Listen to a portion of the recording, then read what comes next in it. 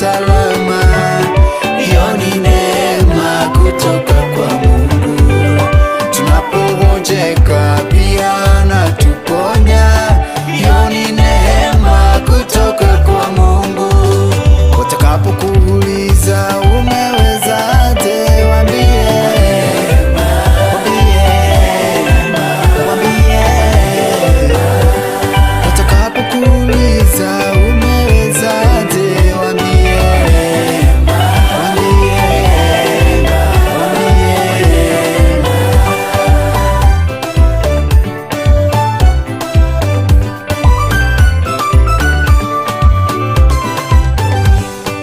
tunapoomba yote yanatimia. Tunashukuru kwa wema wako. Najibu likiwa bado ni kungojea. Tunaomba neema kusubiri. Tunapokuomba yote yanatimia. Tunashukuru kwa wema wako.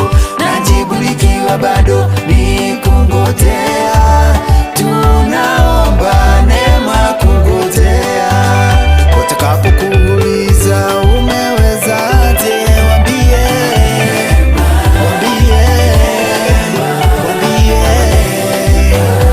sio kwa nguvu zako wala kwa uwezo wako wewe. Kwa neema, ni kwa nguvu za Mungu tumeweza leo. Kwa neema, sio kwa nguvu wala uwezo wetu. Kwa neema. Shangwe na vigelegele kwa neema ya Bwana. Tunapona, tunaweza, tunashinda kwa neema ya Yesu. Tunaokolewa kwa neema, tunapumua kuishi leo kwa neema.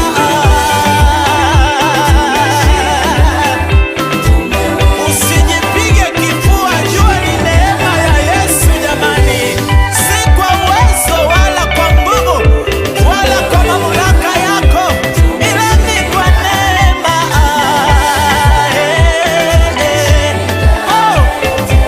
Tunapata wokovu kwa neema.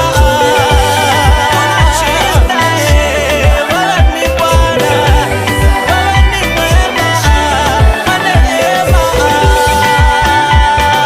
Shangwe na nderemo kwa Bwana Yesu kwa sababu ya neema yake. Neema.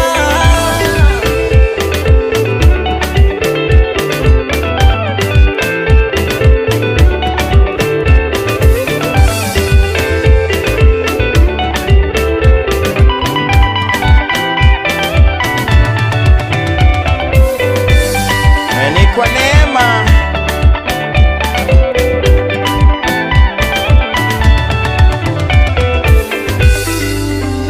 Exactly, ni kwa neema na ni kwa neema tu tumeweza kufika mahali tumefika.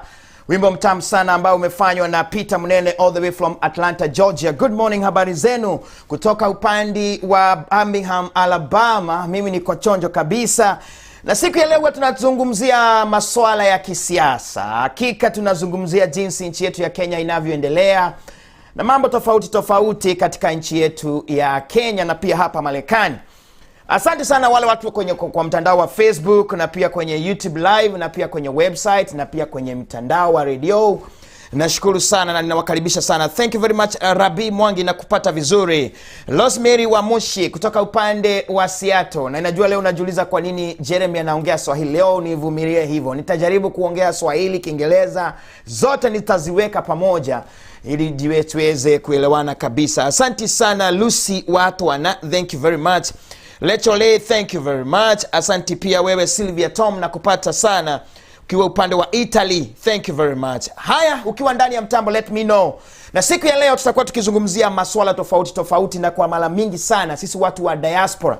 Na wakati nasema diaspora, ninamaanisha yeyote ambaye yako nje ya Kenya. Wewe unaishi Tanzania, unaishi Uganda, unaishi Rwanda, unaishi America, Germany, UK. Kenya ni yetu sisi wote. And sometimes it comes to a point we want to think about our Kenya. Tumetembea, tumeona mingi, tumeona mabarabara, tumeona reli, tumeona manyumba, tumeona development ambazo zinaendelea kufanyika katika nchi ambazo tuko. Na sio kumaanisha ya kwamba Kenya pia hakuna maendeleo yako. Na sio kumaanisha mahali tuko hakuna shida. Ziko, kuna kasumba mingi sana hapa. Lakini kuna mazuri mingi sana tukijaribu kulinganisha na kule nyumbani, haswa kuhusu uchumi, maendeleo na mambo kama yale.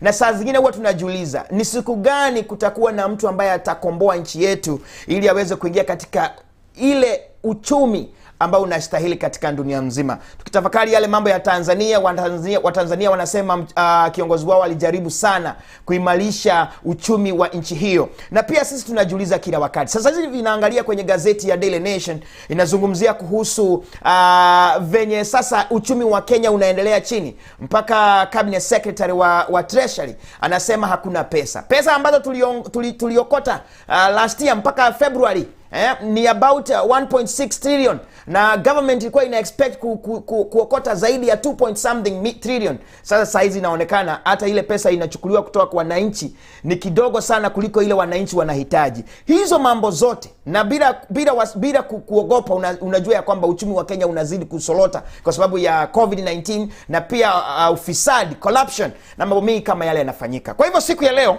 nikasema lazima nimtafute mtu ambaye pia yeye anataka siku moja kuwa rais wa nchi yetu ya Kenya, na sio mara ya kwanza kujaribu. Amejaribu mara 2 lakini hajafanikiwa sana kuwa rais wa nchi yetu ya Kenya. Anaitwa Dr. Jeff Kaluyu. Na pia niko na rafiki yangu sana kutoka upande wa Maryland, pia anaitwa Bwana Tony Kihara, ambaye pia amekuwa katika ulingo wa siasa. Na sababu tuko na wao hapa, na pia we niko na wewe, na kama pia ungetaka pia kuchangia, tujue sisi watu wa diaspora ni nini haswa, hata kama tumetembea na kuona haya mazuri tumeona katika nchi zetu, bona watu wetu wa Kenya wasitukubali kuleta haya maendeleo katika nchi yetu ya Kenya. Saa zingine wanakuambia hapana, wewe rudi huko, ama umekuja na pesa ya wazungu. We want to discuss all this, na still Dr. Jeff Kaluyu ako na very important statement to make today. So usimbanduke kwenye mtambo. Kama uko kwenye Facebook, jaribu ku make sure share this broadcast, na kama uko kwa YouTube live pia wewe make sure umejaribu kushare hii broadcast. And of course, nikiangalia kwenye studio B, naona wageni wangu washafika. Wako chonjo kabisa. Naona producer wangu ananiambia wageni wetu wako tayari kabisa. Nikiwacheki naona Dr. Jeff Kaluyu ako pale, na pia nikimtazama Bwana Tony Kihala pia na yeye naona ako chonjo kabisa. Hamjambo wageni wangu? Tuanze na Dr. Jeff Kaluyu. Si jambo sana, na wasalimia wa Kenya wote popote walipo katika Jamhuri ya Kenya na ulimwenguni kote tunaposikiza na kutazama hii kipande ya habari kutoka diaspora. Na I'm looking forward tuongee yale inatakikana kujulikana, na we make the necessary announcement. I'm very excited today. Thank you very much Bwana Tony Kihara all the way from Maryland. Karibu sana. Asante sana Bwana Jeremy kwa kunipatia hii nafasi, na ningependa kushukuru watazamaji wetu mahali popote walipo na kuwakaribisha tunapojadiliana kuhusu jinsi na namna tutakavyoendeleza nchi yetu. Tunajua kwamba sisi wote ni washikandao, ama ni sisi wote tunahusika katika kuendeleza nchi yetu mbele. Na zaidi sana nimefurahi kuona rafiki yangu Dr. Kaluyu ambaye akiwa anang'ang'ania kile kiti cha urais mwaka wa 2017, na tunategemea mambo mazuri yatakuja. Kwa hivyo tunawakaribisha wote na Mungu awabariki. Thank you very very much. Tunawakaribisha, na ninajua watu wengi sana especially wa diaspora hawatakagi sana kufuatilia mambo ya kisiasa. Wanasema sisi sababu tuko mbali 9000 miles plus 8000 miles plus, sasa siasa za Kenya zinatuhusu nini? Lakini tukianzia hapa, ningetaka nianze na Dr. Jeff. Of course wewe ulijaribu mara ya kwanza kuwa rais wa Kenya, lakini hukufanikiwa. Mara ya pili ukajaribu, na bado pia hatujui ama utajaribu mara nyingine, utatuelezea haya. Lakini tungetaka tuanzie na haya masuala inayo kuendelea nchi yetu ya Kenya, kuhusu BBI na hii mambo yote ya uchafu wa kisiasa, sijui kung'atua deputy president, sijui kwa uongozi, mambo kama haya. Wewe kama Dr. Jeff, unaona haya mambo kama yanafaa kwa sasa hivi? Well, kwanza nataka kutoa rambirambi zangu kwa wananchi wa Tanzania kwa yale yametokea kumpoteza kiongozi wao Rais Magufuli, na kumpongeza makamu wake Samia Suluhu Excellency kwa kushikilia usukani baada ya haya magumu yametokea. Na kuendelea mbali, na naona kamera yangu haionyeshe kabisa, iko nusu, unaweza tekeleza hiyo. Tukiendelea mbele katika swala ile umeuliza, nataka kusema mambo yale yanaendelea Kenya BBI ni mambo ya kawaida, na hayo mambo in United States, na nataka kusema mimi huishi Kenya, ni vile natembea sana United States na kurudi nikifanya kazi, kwa sababu nilienda shule hapa na mambo mingi nikawajua, na najua na networks mingi. Kwa hivyo kazi I work internationally, so nakuja huku sana. Na also nataka kusema 27 United States kumekuwa at least 27 amendments za constitution. Kwa hivyo kungeuza katiba ni jambo la kawaida, si ati ni jambo geni, na wananchi si lazima wakuwe wanashtuka ama chochote kile kinafanyika. Ni kwa sababu tukipenda, what we call constitution is what we call a negotiated document, ile ambayo wananchi wanasema sisi tunatakiwa to be governed a particular way and another way. Na ikiwa kesho hatutaki hiyo, tunangeuza, tunasema tunatakiwa kuendeleza serikali yetu kihivi. Kwa hivyo hata BBI sio mwisho wa katiba, ni tu maendelezo, ni safari ya nchi vyenye watu wanajitawala. Kwa hivyo ikiwa tutaki BBI kesho, vyenye naenda inaweza ongeuzwa. Sasa kuna mambo ya ukweli kwamba katiba ya 2010 ilikuwa na ufungufu plan, lakini sasa inaonekana vile inatakikana kuna a lot of pulling and pushing. Kama hii mabadiliko inasemekana ndio watu wanataka, mimi nasema kuna mazuri mengi katika BBI, lakini ile watu wako na trouble tashwisi nayo ni the process ile ilifanyika. Lakini tunasema manake the train has already left the station. Tuendelee tumalize hii kitu ya BBI, watu wapelekewa kwa referendum, na hakuna watu wamekataa. Kwa kusema ukweli, hata wale walikuwa wanaitwa tangatanga na kieleweke, wote wanakubali endelee mbele, ipelekwe referendum, watu wapige kura. Ikipita tunaendelea mbele, ikianguka bado tunarudi tunaangalia ni yale mabaya magani ambayo tunaweza rekebisha. It is a process, manake like in 1963 there was no internet. Kwa hivyo katiba ya siku hizo haikuwa inakava internet crimes or hacking na hizo vitu. Leo kuna hizo vitu, so katiba is a continuous process. Kwa hivyo tunataka ipelekwe mbele, manake tuishatoa nanga.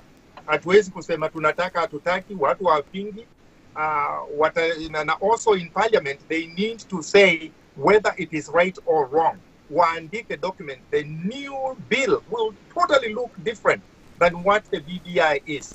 Now then president can decide to return it back to the parliament, and after it goes through, if the referendum goes through, before the president signs it, he can easily say staki na staki rudisha munegotiate. So staki watu wowote wakuwe na mambo ya ku get stuck with BBI. What we need to worry about is that the economy is not working well. The youth doesn't have employment it needs. The corona has really caused a lot of trouble, and really the treasury is saying there is no money.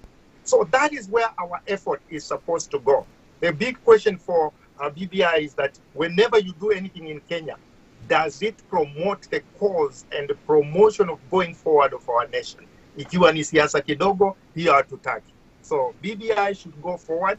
and it is just should be seen as just a process. Aya, as you say, so the kwamba BBI iendelee, we expect to use more than 70 billion on BBI alone. As I said earlier, in Treasury wanasema hakuna pesa. So why don't we save this money, 70 billion, and use it somewhere else? Right now, the COVID-19 is up high. Hakuna vitanda vya ICU.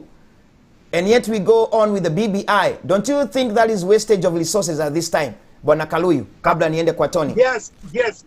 I think the resources they are saying, and we can only defer to the leader, the chair leader of the BBI, Raila Odinga. He has said it can take less than 10 billion. So 70 million could be an over-exaggerated one, because even in 2017, we used around 10 billion to do the whole election. So why would the BBI use 70 billion? That's on top. But it is true, it's a matter of concern that the Treasury doesn't have money, whether it's 10 billion or 70 billion. That is an issue that needs to be looked very carefully. I would like to see, there are many ways to make changes. We can relook when the money gets tough in going. We can also need us to be open that if it is very difficult financially, we can look at the items that are really needed for now to change, like 2/3 gender. If it needs to pass so that the parliament is not operating illegally, then we can pass those items very quickly, the easy wins, the low-hanging fruits. And then if the budget becomes difficult, the world is not ending today. Kenya will be there tomorrow, 100 years from now, when we are long gone. So we can easily pull the low-hanging fruits, and we can also see what can pass immediately if the issue is the money, and the money becomes very difficult. And I see there is a big problem. Yesterday's problem, last week's problems are actually different from this week's problem, and there is no money. So I am saying that we continuously assess. We have what we continuous assessment. And in continuous assessment, we need to say, if the going for money gets tough, we need to be malleable. We need to be prone to change. If the whole thing is difficult, we go and find what we can pass by parliament without using extra money. So that is my position as a policy person. But we don't have to push it through whether there is money or not. We can get ourselves in a lot of problems than we anticipate. Thank you very much, Dr. Jeff Kaluyu. Now, let's get into the deal. Bwana Tony Kihala, today, karibu sana. Sijui ama you have something to say on that issue, Bwana Dr. Kaluyu amesema, ndio tuendelee. Kulingana na maoni yangu, asante sana Bwana Jeremy kwa nafasi hii. Ningependa kutofautiana na daktari kidogo kuhusu mswada huu wa BBI ambao tumezungumzia kwa muda mrefu, kwa sababu ukiangalia yale mambo ambayo document hii ama mpangilio huko wote ya hakuna jambo lolote imeweza kutimiza. Kwa mfano, tulikuwa tumeambiwa kwamba wakikuja pamoja, ama hii kamati iliyoundwa ilikuwa inafaa iangalia ni kwa nini watu hupigana baada ya uchaguzi, na kuhakikisha ya kwamba watu hawatawahi pigana tena uchaguzi wowote unapoendelea. Wakati huu tunapoangalia, nimekuwa na uchaguzi kadhaa ambazo zimepita. Zimefanyika kwa wiki kama moja imepita.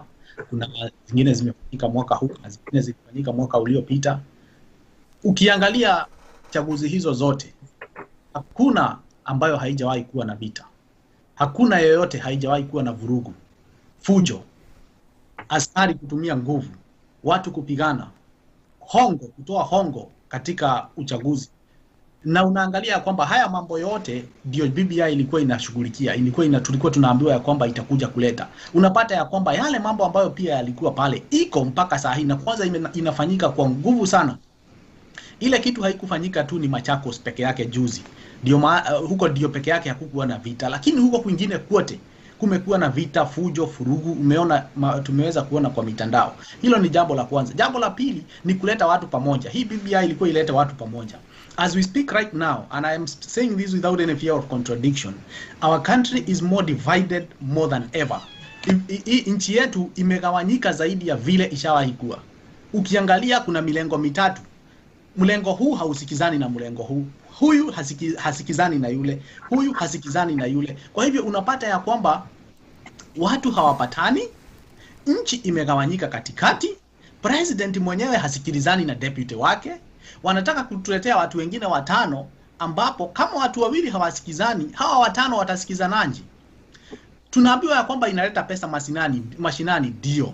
Hii pesa inakuja mashinani, yenye wanafaa kutuma bado hawajatuma. So unapata ya kwamba hii BBI it's an upside down program. Ni kama tunafanya mambo na reverse. We are not consistent. Na wacha niseme hivi Bwana Jeremy nikimalizia. Hata tutengeneze zaidi ya sheria milioni 1 ama karibu na bilioni 1. Kama viongozi walio kwa uongozi wakati huu ndio wanaendelea kuongoza na wao bado hawajakubali hata kutii zile sheria ambazo zimewekwa, hakuna wakati tutaendelea. Kuna sheria nyingi ambazo ziko saa hii na viongozi walio ambao wamekalia viti saa hii mpaka president mwenyewe, hizo sheria wanazivunja kila siku. Ni hakikisho gani tulilo nalo ya kwamba hata tukileta sheria zingine wananchi wapitishe hata zaidi ya milioni 1 sheria wataweza kufuata? Kama zile ziko hawafuati, itawezekanaje tukiongeza zingine ndivyo watazifuata? Kwa hivyo unapata ya kwamba si sheria tuko na upungufu wa sheria, hapana. Sheria tuko nazo za kutosha, lakini viongozi tulio nao hawana ile moyo, wanajipiga kifua, ni watu wenye kiburi, ni watu wafisadi, ni watu ambao wanataka kujitakia makuu, hawataki kusikiliza kilio cha wananchi. Kwa mfano wakati huu kuna corona, wakati huu watu hawana chakula, wakati huu shule zimefunguliwa, wazazi hawajalipwa, hawajalipa school fees vizuri, walimu wako na shida ya malipo, madaktari wamegoma, na sasa hapa tunaleta mswada mwingine ambao utatumia mabilioni ya pesa tuweze kuongeza viti na kuongezea masheria zingine ambazo hata zile tuko nazo saa hii watu hawafuati. Kwa hivyo unapata ya kwamba tuko na shida. Shida yetu sio sheria hata kidogo. Shida yetu ni viongozi ambao tulio nao. Na ninatumai kama Dr. Kaluyu ana mpango wa kuwa rais, anafaa tueleze kama yeye anataka kuwa rais atatufanyia vipi, kwa sababu we are used to this cycle of being deluded or being hoodwinked by the politicians every now and then. Wanatuambia tutafanya hivi, tunafanya hivi, lakini hakuna jambo linaonekana. Wananchi bado wanalalamika, wananchi bado kazi hakuna. Na sasa unakuja kuambia mtu pitisha BBI, hii kitu itakuletea pesa nyingi mashinani. Ndio, hiyo pesa hata ikikuja yenye inakuliwa ni mingi hata kuliko yenye inatumikia. Unapata ya kwamba si ati shinda ni pesa haikuji. Hapana. Jambo lingine unapata ya kwamba hatuna njia ya kuhakikisha ya kwamba uchumi wetu unakuwa. Yale mambo tulikuwa tunahitaji kuangalia kama manufacturing, kama housing, kama mambo ya medical hii mambo ya hospitali na nini. Hayo mambo ndio mambo muhimu.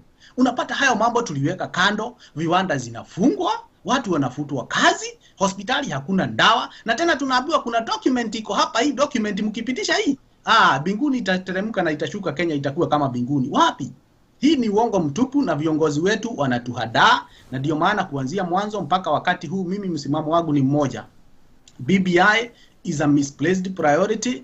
It is geared it's a project by the rich and for the politicians to continue enriching themselves at the expense of the electorate and impoverishing us to the core. Ndio waendelee kuongoza hizo viti, wanataka kuongeza hapo, wanataka kunominate watu zaidi ya 600. Hawa watu wote watakuwa bunge itakuwa double decker. Angalia nchi kama Marekani, Bwana Jeremy, Marekani unapata state mzima kama California iko senators wawili. Kenya na nchi ambayo economy yake hata ni karibu ya hata haijafika quarter ya California. Unapata iko na 47 senators. Na sasa tunataka kuongeza senator wengine 47. Alafu parliament tuko na wabunge wengine huko. Unapata ya kwamba nchi kama Marekani iko na senators 90. Kenya inataka kuwa na senator karibu 100 inataka kuwa na MPs. Hawa watu wote inawalipaji. Kama nchi yenyewe haijajiweza, mbona wanataka kuongeza viongozi wengi kule juu? Kenya, we don't have a problem with leadership. We lack leadership in leaders. That is what we lack. We have no problem of Thank you Bwana Tony Kihara, and asante sana kwa hayo maoni. Sasa ningetaka tuingie kwenye hili swala ambalo lilituleta hapa kuhusu wana diaspora. Sababu wana diaspora sana tumekuwa hapa Bwana Dr. Jeff Kaluyu tukiongea mambo yakifanyika Kenya, ufisadi, kama pesa za COVID-19, kama saa hizi inasemekana COVID imeenda juu sana. Hakuna vitanda, hakuna nini, na tunajua pesa zinatoka kwenye nchi zingine zinapewa Kenya kupigana na hii COVID-19. But nothing is happening. Tumezungumzia mambo ya siasa, ni kama watu wa diaspora hatuna mtu wa kutusisikiza. Hatuna mtu kwa bunge, either ni ya Senate, either ni kwa bunge lingine, ama pohali popote pale. Sasa sisi watu wa diaspora wengi wametoka hapo, wameenda kusimama viti za MCA. Kama Tony mwenzangu hapa amekuwa MCG, amekuwa MCA, ama alikuwa ni gani, na alienda sijui watu wakafanya namna gani. Sasa what can we do, we as diaspora, kuingilia siasa za Kenya? Bwana Dr. Jeff Kaluyu, wewe ushakuwa pale, ushapigania urais, hebu tueleze. Hiyo ni swala ambayo ni muhimu sana, and I take it very seriously. Na kamera yangu naona kama inazoreka kidogo, lazima utengeneze. Tunakuona vizuri, okay. Sisi tunakuona vizuri, okay. Endelea. Perfect. So jambo, the issue of diaspora is something that touches the very core of my feelings, in the sense that I have been a candidate in the Republic of Kenya from diaspora. And one of the things that I probably, do not blame the diasporians a lot, as far as I'm concerned, is because probably they did not know me. I came maybe a year before. I wasn't a traditional politician. They weren't sure whether I was going to go all the way to the end. I'm sure there has been other candidates who tried, and in the middle of it, it was very difficult, so they exited. I was the first diaspora candidate as the president candidate for the Republic of Kenya in history of diaspora, all the way to the end. And after August 8th, I also went for the second election. And for the information and for your listeners, out of 19 candidates that we started with, I ended my campaign and everything at number 4, because ODM did not actually participate. So we did very well as a diaspora. That shows diaspora, they have the ability. But Damaris, I was almost alone. I was pretty much alone. And that's why I'm saying that it's important to give an excuse that I wasn't known, I was new, they didn't know whether I was going to finish, but I did. Now, there is no excuse. One of the things that I was battling with when I was on the ground was diaspora are not serious people. They talk a lot. Wako mtandao. They do not, all they do is talk, no execution. But you have a candidate here, you are not supporting the candidate. So I give them, a little break that they didn't know me. But now there is no excuse whatsoever not to execute what they are supposed to do. They are talking of representation. They are talking of an MP position. Yet, when you are given a presidential candidate and they have the money and they have the resources, they have the brains to suggest ideas, we don't come together. So, like I said, and like you said, there was there's supposed to be a big announcement today that I will be running for the president of the Republic of Kenya. And I'm banking heavily on the diaspora to come together, because I have proven again and again, it wasn't easy. I went as a independent candidate, which comes up very expensive. But this time we're going to be looking for a vehicle that can be able to carry us through. But I'm asking the diaspora what is needed in Kenya. And we'll be talking maybe a little bit more about the strategies on the ground, where they spend a lot of money. We don't know the sources of all this money, but there is a lot of spending. We do not have to do what they are doing, because in the art of war. When people want to defeat you, they want to draw you in places where they can defeat you by paying people on the streets and telling them, come over, crowds, lift your hand. And they take cameras, pictures, and they put them on the social media to show how popular they are. When another candidate comes in, they pay the same crowd. Those crowds are for hire. They don't belong to one person. It's just one big scam and a lie. We will be doing our organizing differently, and we can be able to still win without having to cause trouble in the street. And I look at when you look at the field that is currently there, I find the field of the candidates very weak, in the sense that these are percolated to be the same old candidates who have actually been there in service, and they have nothing really to show. And as my friend here said, there is a lot of tribalism. Most of them, they have divided our nation into tribal cocoons. With Diaspora, we stand an advantage where we don't belong to one tribe or the other. We can be able to cut across all the tribes in Kenya. And if you think what we have is lack of political maturity, there is no Kenya for Kikuyus, there is no Kenya for Kambas or Mombasa people, there is no Kenya for Kalejins. There is only one Republic of Kenya, where if you are hungry in Kalejin land, it's the same hungry that you get in Kikuyu land. It's the same lack of resources for your kid to school. We are looking for similar things, and in fact, the things that bring us together as a nation, the problems, the challenges of the day, they are the same for most of the tribes. Yet, they all divide each of us, and they say there's a kingpin in Ukambani, there's a kingpin in Luhyaland, a kingpin in Kikuyu. The only difference, these people are not performing for you, is in the language that they do not lead in. So if they are giving you problems or lack of performance, they just do it in a different language. But it's the same thing, because what we need is someone who is dedicated. If I became the president of the Republic of Kenya, I would want to be the poorest president, because how much can you accumulate?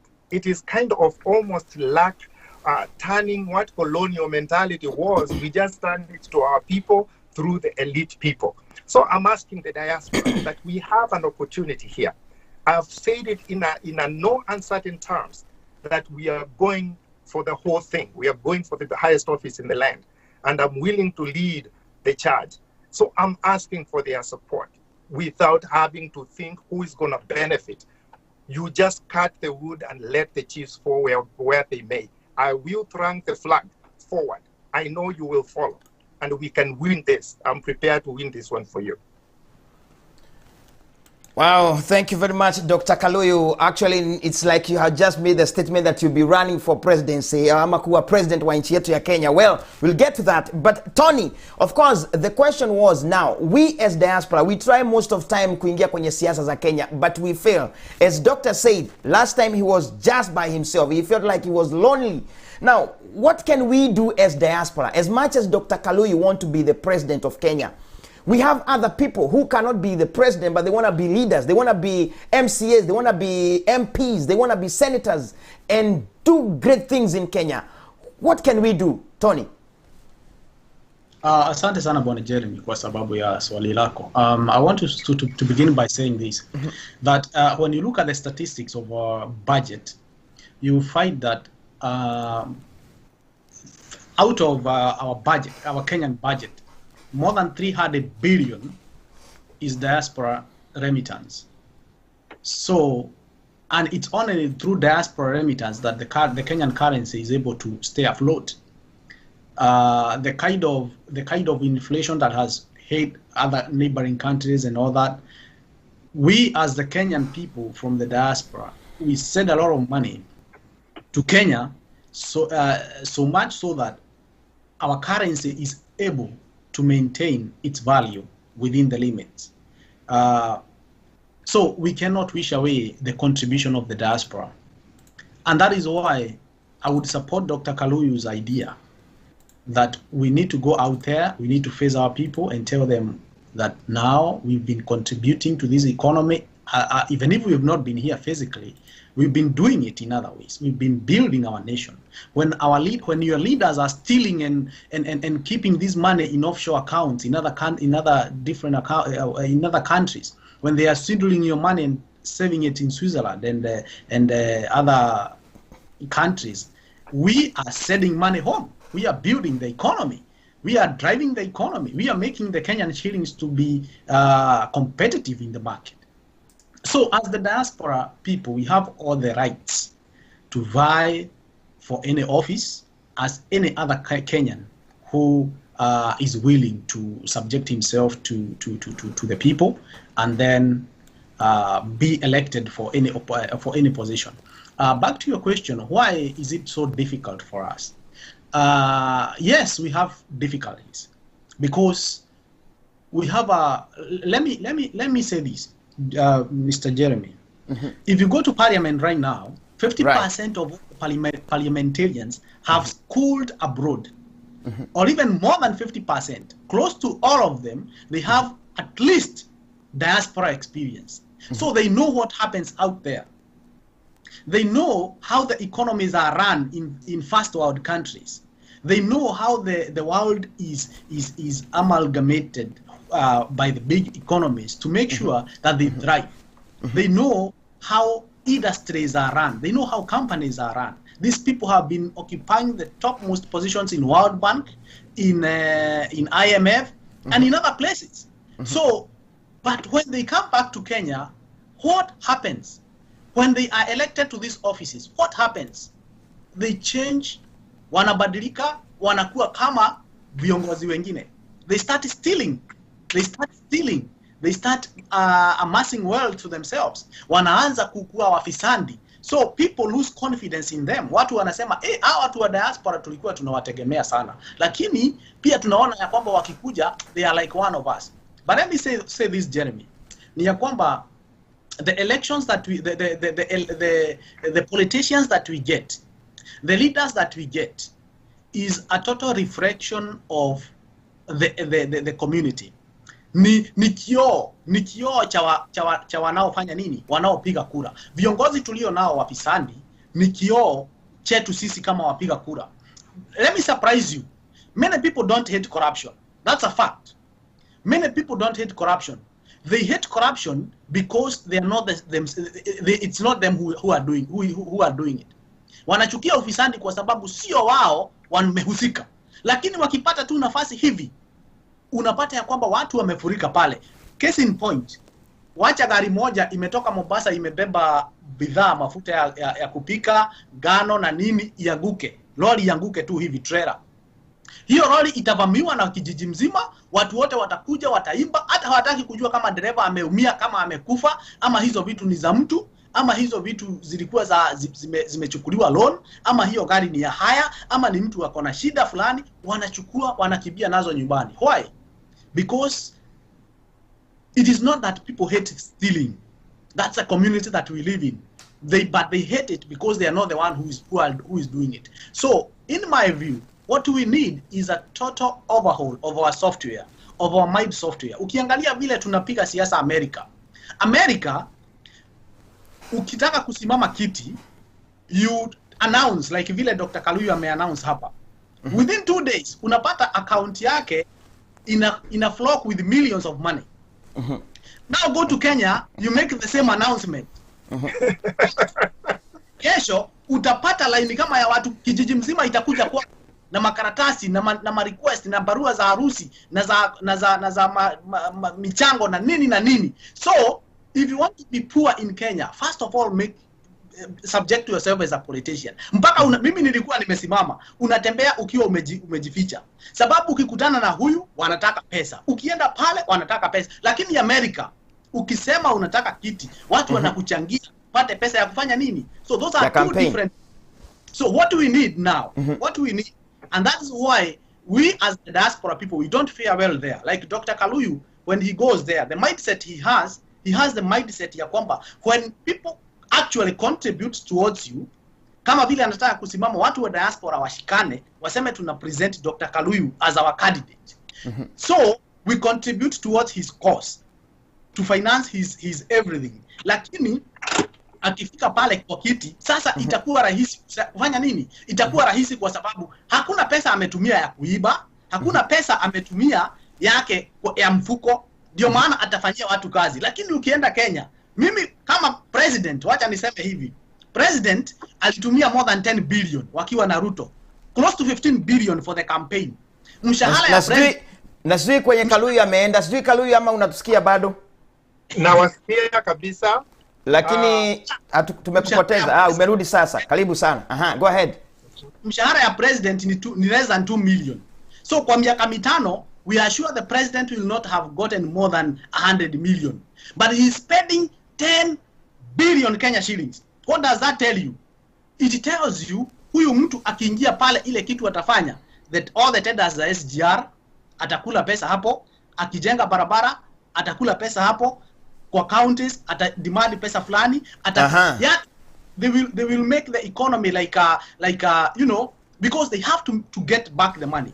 So sisi kama kura lazima tujue ya kwamba we are our own worst enemies. As much as we are complaining about the leaders, as much as we are complaining that the Kenyan leadership has failed, we as the electorate, and I'm speaking this as a voter, we have failed. Because when the people with ideas come, like Dr. Kaluyu and the rest, those people with ideas, they don't get the positions. But people with money and without ideas are the one who get these positions. And then they continue impoverishing us. Na ndio maana unapata ya kwamba tunapata hii shida. If we change the style of our politics, we make our political climate to have some kind of political hygiene, so that we are able to bring people together, and we make sure yule mtu tunachagua pale, he has not used his money, he has not invested. Kuna watu unaona hata wanajinyoga bwana Jeremy. Alienda akachukua loan akifikiria atashinda. Akianguka hivi anajua ile maloni yako nayo, anajinyonga. Thank you. Asante Tony, kwa tusimamia hapo. Bwana Kaluyu, kuna kitu ambacho Tony amesema kuhusu wanasiasa ambao wanasomea hapa diaspora, wakienda wakipata vyeo ama wakipata zile viti wanakula pesa zote wanamaliza. Alafu baadaye wananchi wanaona kweli hawa watu wametoka Ulaya, wamekuja wamekula pesa zetu, kwa hivyo hatuwataki. Is that true? Is that what you experienced? Ama ni vita ya viongozi wao wenyewe ya kwamba wewe ukifika Kenya wanasema wachana na huyu, arudi Ulaya, ametoka Ulaya? Nani anawapiga watu wenye wanatoka diaspora kwenda kusimama viti kwenye nchi yetu ya Kenya? Actually, my friend is right, because he sounds like someone with an experience on the ground. Although the experiences are different. The experiences are different at different levels. The people running, if you run for member of parliament, for senate, if you run for president, the dynamics is different a little bit. But all in all, he captures the idea that as soon as you become a candidate, people line up. You will be surprised. Hata kwangu nyumbani unapata asubuhi wanachapana hapo nje. Ni nani wako na mstari hapo nje? Na si lazima ikuwe pesa, lakini the end of the day inakuwa kama pesa, manake it is. I want to tell you my problem. Mtoto wangu ametoka shule, imekuwa a different kind of politics, na ni kuzoea, wamezoeshwa hivyo. What we don't have is leadership. What I see here is not just blaming watu in a country. There is geographical boundaries, but inside that is a nation. It is not a jam bunch of people just living in geographical those boundaries, but it is a people with common agenda. People who want to live in a particular lifestyle. They share common values, challenges, dreams, aspirations, and they want to go in a particular direction. So what they need is a leader. And once a while, in history of any nation, and if you think about a lot of places like in the United States, there were leaders who came. God always, and they say leadership comes from God. They sent a particular person, a rare breed, in a particular challenging times. And you can, those who are religious can come from the side of when Israel people wanted to be, you know, wakukombolewa. They were waiting for Jesus Christ, and I think even up to today, they don't accept that. But also Malcolm X, unakuta Martin Luther King, John F. Kennedy, Obama. These are leaders who come across in a particular time. And they are very rare. There are many people who want to be leaders, but they are just people who are wishing and dreaming. Leaders are very keen. They don't care about the money. They care about changing the lives of their people. And I think we need to look carefully. How smart are we? How unsmart are we? If the same people usually come, they don't show the results, they have been there for 40, 50 years, Nampado, they are looking to lead you. And they have brought us to where we are. Unless someone likes where we are as people, then something is not right. You should not complain if we are in the right place. But if the same people, and particularly in the field that we have, it is the same people who have been leading us. And the last time they were dancing a different dance, promising this, promising that. Now they are promising this and that. Why would you believe them? There isn't a good reason to do that. And I believe when we get a particular diaspora, and I will tell you it's very difficult for diaspora kukimbia urais. It's very difficult. Kama huyu rafiki wetu amesema hapa, some people can declare bankruptcy where they lose jobs. And when we get a sacrifice, someone who can be able to go there, wanapigana na wao. Na nilienda nikapigana na wao, and I think I showed values, and I'm confident. I was not corrupt in any way. I do not have corruption file. And I had a real agenda, a 6-point plan. Later, we can talk about my next 7-point plan. We have added one, and I will be able to tell you why. So, diaspora, you have a rare opportunity. That is, someone is willing to sacrifice. I was a university dean. I'm sure if you have been in university, you know what they are likely to earn. I gave up all that. I was a professor. I'm a research scientist in health policy and research. And I gave all that. So I would like the diaspora to know that there are people willing to stick their neck out, and they need to support them. Not with a lot of money. I'll be giving out my M-Pesa number because it is very expensive, and it is important that my friend here mentioned that, because it's very expensive to be on the ground. As soon as you hit the ground, the word mheshimiwa, you have to pay for it on daily basis. Wewe ni mheshimiwa, nunua chai. Wewe ni mheshimiwa, before you talk to us, there is listening allowance. There is nobody who comes to meet without actually being paid. Waache kudanganyana, they actually get paid. When you see all those crowds, hata kwa street, majority of them, they are paid. You saw on the other day during the election, the election that happened in the Rift Valley, someone lost about 2.8 million. Kiondo ya 2.8 million. Alafu naambia polisi katafute kulikuwa pesa nilikuwa nayo kwa mfuko in the back of the car. What was the money going to do? So that is what we have done. And those people without ideas, like my friend has said, they use their muscle, they are corrupted. Most of them, they are very corrupt. So we don't know how they get their money. So they try to train the people that we don't have the ideas, we can actually buy you. Most people with ideas, they are not as that rich. That is, the trend has it that way. So you talk all you want, but the people, they run after the money. They use poverty, come a weapon, so that they can keep on making sure that you keep on running for them. So bottom line, diaspora, ikiwa kuna mtu anataka kusacrifice, and you can tell genuine people, I have proven it. I have gone all the way to the end. I used most of the resources, and I still felt now I'm more mature. I've grown up. I know how things work, and I can be able to fight in a drier ground, in a higher ground. So I will definitely be able to ask for support, and I will want to see that support. I think I'm 100%, 120%. Thank you. If we have the right support, we will win this one. Wow, thank you very much Bwana Dr. Jeff Kaluyu, na hakika tunaendelea vizuri na ninaona watu wengi sana wanatutazama upande wa Facebook. Thank you very much David Kahoi. Unasema the problem is that it is the same leader who have been there for a long time, same system. That's why Kenya can never change. David Sudukwa, thank you very much. Mother na Eko Kokan, asante sana. Rabi Mwangi, thank you very much. Wiri Wanjeri, asante. Jen Kimaru, all the way from Berlin, asante sana Germany. Mighty Kalismaina, thank you. Beatrice Wanjiru, asante sana from Saudi Arabia. Sylvia Tom from Italy, thank you. Favor Joy, unasema following na uko ndani ya mtambo sana. On the other side ya YouTube live, I can see tuko na Suwamu anasema ako pale upande wa Bahrain, thank you very much. Elizabeth Duguna from Seattle, thank you. Josie Tech, asante sana. Monica Wanyoike, thank you very much. Nancy Mungai, I can see you. Sylvia Obalaka anasema we only notice the diaspora when they are giving money back to Kenya. Thank you. Purity Mato anasema good topic to enlighten the viewers. Priscilla Njogu, asante sana ukiwa upande wa Seattle, Washington.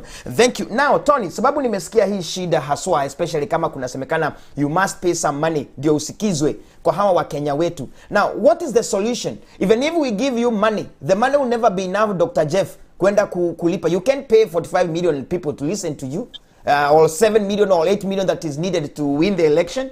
So what are we going to do? We have the skills, we have the knowledge, we want to take on those seats. Tony. Tony. Okay, Bwana Jeremy, there's this parable of the hummingbird ambayo ilipeanwa na the late Professor Wangari Maathai, ambaye alisema kulikuwa na msitu ambao ulikuwa unachomeka na ndege mmoja ambaye anaitwa hummingbird akaweza kuona msitu unachomeka, na akasema akaenda mtoni akachota maji na the beak, anaenda anachota kidogo, anakuja anamwagia hiyo moto. Now the elephants and all the other animals were like laughing and saying, why are you doing this? You think you can put off that fire with your little beak and the little water you doing you taking there? And the hummingbird said that what I'm doing might seem insignificant, but at least I'm doing the best I can. So the elephant, despite the fact that has a very big task and can fetch a lot of water with it and go and put off the fire, could not do nothing. All the other animals were sitting watching, but the hummingbird was doing the best that he could. So even Dr. Kaluyu seated here, and in his capacity as a presidential candidate, may not do all the things that the other people are doing. But what he will do is that he will effect change to a group of people. And that group of people will effect change to others. Na tunategemea watu kama wewe Jeremy. Watu wa diaspora, we may not have money to vie for those positions, but we will use these platforms. Tutatumia KDM, tuongee na watu. Tutatumia other platforms, online platforms. We will talk to the people. We will show them the sense of having clean leadership. We will show them the sense of supporting people who really have no criminal record, who really have no corruption record. Now, they will spread the same message to others. Jesus started with 12 people. Right now, we are talking about 3 billion people in the whole world. So it doesn't mean that as much as we are doing it today as one person, tomorrow it will not be big. Uchaguzi uko miaka 2 inakuja. Next year inakuja huko mwaka 1.5 tuseme. So mwaka 1.5 ni kubwa. And this is an encouragement to Dr. Kaluyu. You have a lot of time. Effect change from here. Tumia mtandao huu Jeremy amekupea. Kesho tumia kwingine. Ukienda Kenya tumia Citizen TV. Enda huko tumia kwingine. Although Kenya kuna hiyo state capture ya kwamba media imekuwa controlled na the rich. So try as much as possible. If you get an opportunity, you talk to as many people as possible. Even the money you're going to raise, don't use it for giving people to heckle around. Usipatie watu wa kushauti huko kwa barabara. Tumia hiyo pesa kwa platform kama television, uongee na watu. The message will go to many people and you'll be able to create an impact. It may not be big, but within 1.5 years, you can make a very big difference. Kwa hivyo Jeremy, hata kama pesa hatuna, we can still go there and use the other channels, avenues, use youth groups, use women groups. We use people like-minded people. And that is how we are going to effect change. Obama was from a black origin. His father was a Kenyan. He became the leader of the superpower. So it just begins small. As it begins with an idea, it begins with the willpower, and then from there, it is slowly graduates to a big thing. Right. You throw a pebble in the ocean, and within no time, it creates a wave. So, Dr. Kaluyu, you can create a very big wave. You start from the diaspora, we support you, and then who knows, Jeremy can be your running mate. Hatujui, Jeremy anaweza kuwa running mate wako, and then we make it a big thing. Jeremy, don't usione kama ni kitu rahisi, ni kitu ngumu. You can be Dr. Kaluyu's running mate. Hii kitu tunaona mkichukua sabiri asubuhi. Mimi waweka kando. Let me respond in a bit on that, because I've been encouraged, and thank you so much, Mr. Tony. We need exciting and enthusiastic and energetic people like you on the team.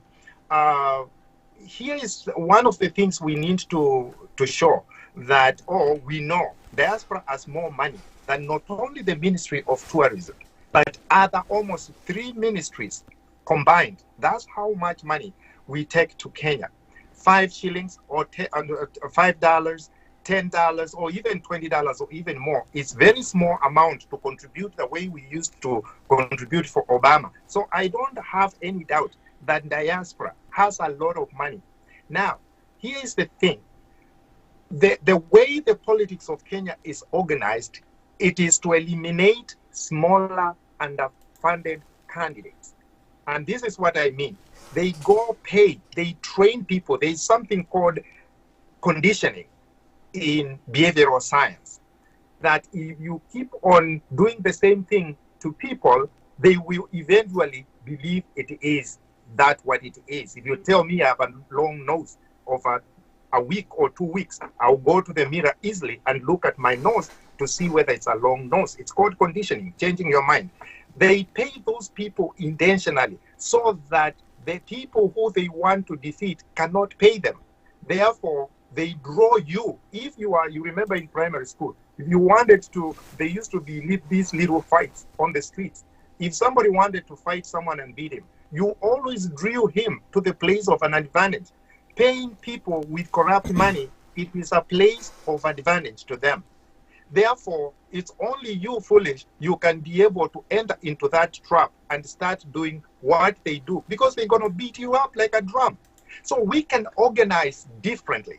We need to organize differently. We don't have to descend down to where they are. In fact, they are on top of a mountain, and then we are under the valley. You go and capture your own mountain, and then they stay on the valley. We don't have to organize on the streets. You don't have to win presidency by going to the streets and having to look as if you have a lot of crowds. That is what we have been trained. But we need to untrain all that and use the money that we get from diaspora, and we go organize on the ground. I have a plan.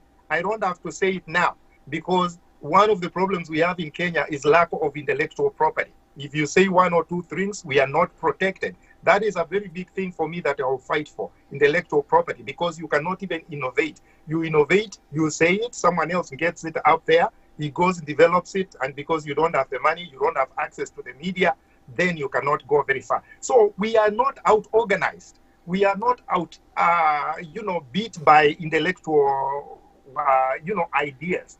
What we have is that we just have to use different methods. We stay away from what is common to them. We go organize differently, and we beat them in the morning. I am sure, I'm confident, we can organize differently, and I know which plan we can do. And I'm not a new person in the game. I'm now experienced. I know what I'm talking about. We don't have to be on the streets to win this. And by the way, that is why you see our slogan, our movement behind me. It is we the people. We are not going to be Hassler versus Dynasty. We are not going to be tribal kings than anybody else. We are we the people. We will go against. We will fight to organize so that we can go against bad leadership. We will move them out of the ballot. We are non-violent. We are going to make sure that if anybody feels like they can fight, they will go beat them in the ballot. Non-violence, but we are going to organize in a very special way. So I need people to be able to know our movement is we, the people. And even Hasla, we are inviting them because they are part of we, the people. Dynasty. We want to invite them into our movement, which is We the People. Dynasty, Hustler, Tribal, they are all We the People. If Kenya has to move on, people have to get together to say no to bad leadership, to bad economy, to wastage of money, to corruption, to high taxes. So we the people will stand on one side, make our statement. We want bad leaders to be on the other side. They make their statement. We go to the ballot and let the people make the decision. But of course, to be real on the ground, hata kama tunajaribu kuweka imani, which is very good, and I think faith moves mountain, Bwana Dr. Jeff. Of course, in Kenya, we know how politics are done. Saizi, they say we only have two fallacies. That is Raila Odinga, maybe Deputy President William Samoei Ruto. Already, the Kenyans, people knows. And of course, the campaigns have already started. Na sasa wewe tuko hapa, and we are saying we are going to take it. Are we expecting miracles to happen? You know. Let me respond to that, Damaris. Let me respond to that. Because, as a matter of fact, we are very proud of you. You know, you do a very good job for us. Thank you. The people who have been in the diaspora, and we encourage you to continue. Thank you. The reality of the matter, and I'm sure you know, you are a media person. One of the biggest challenges we have in Kenya is the media operation.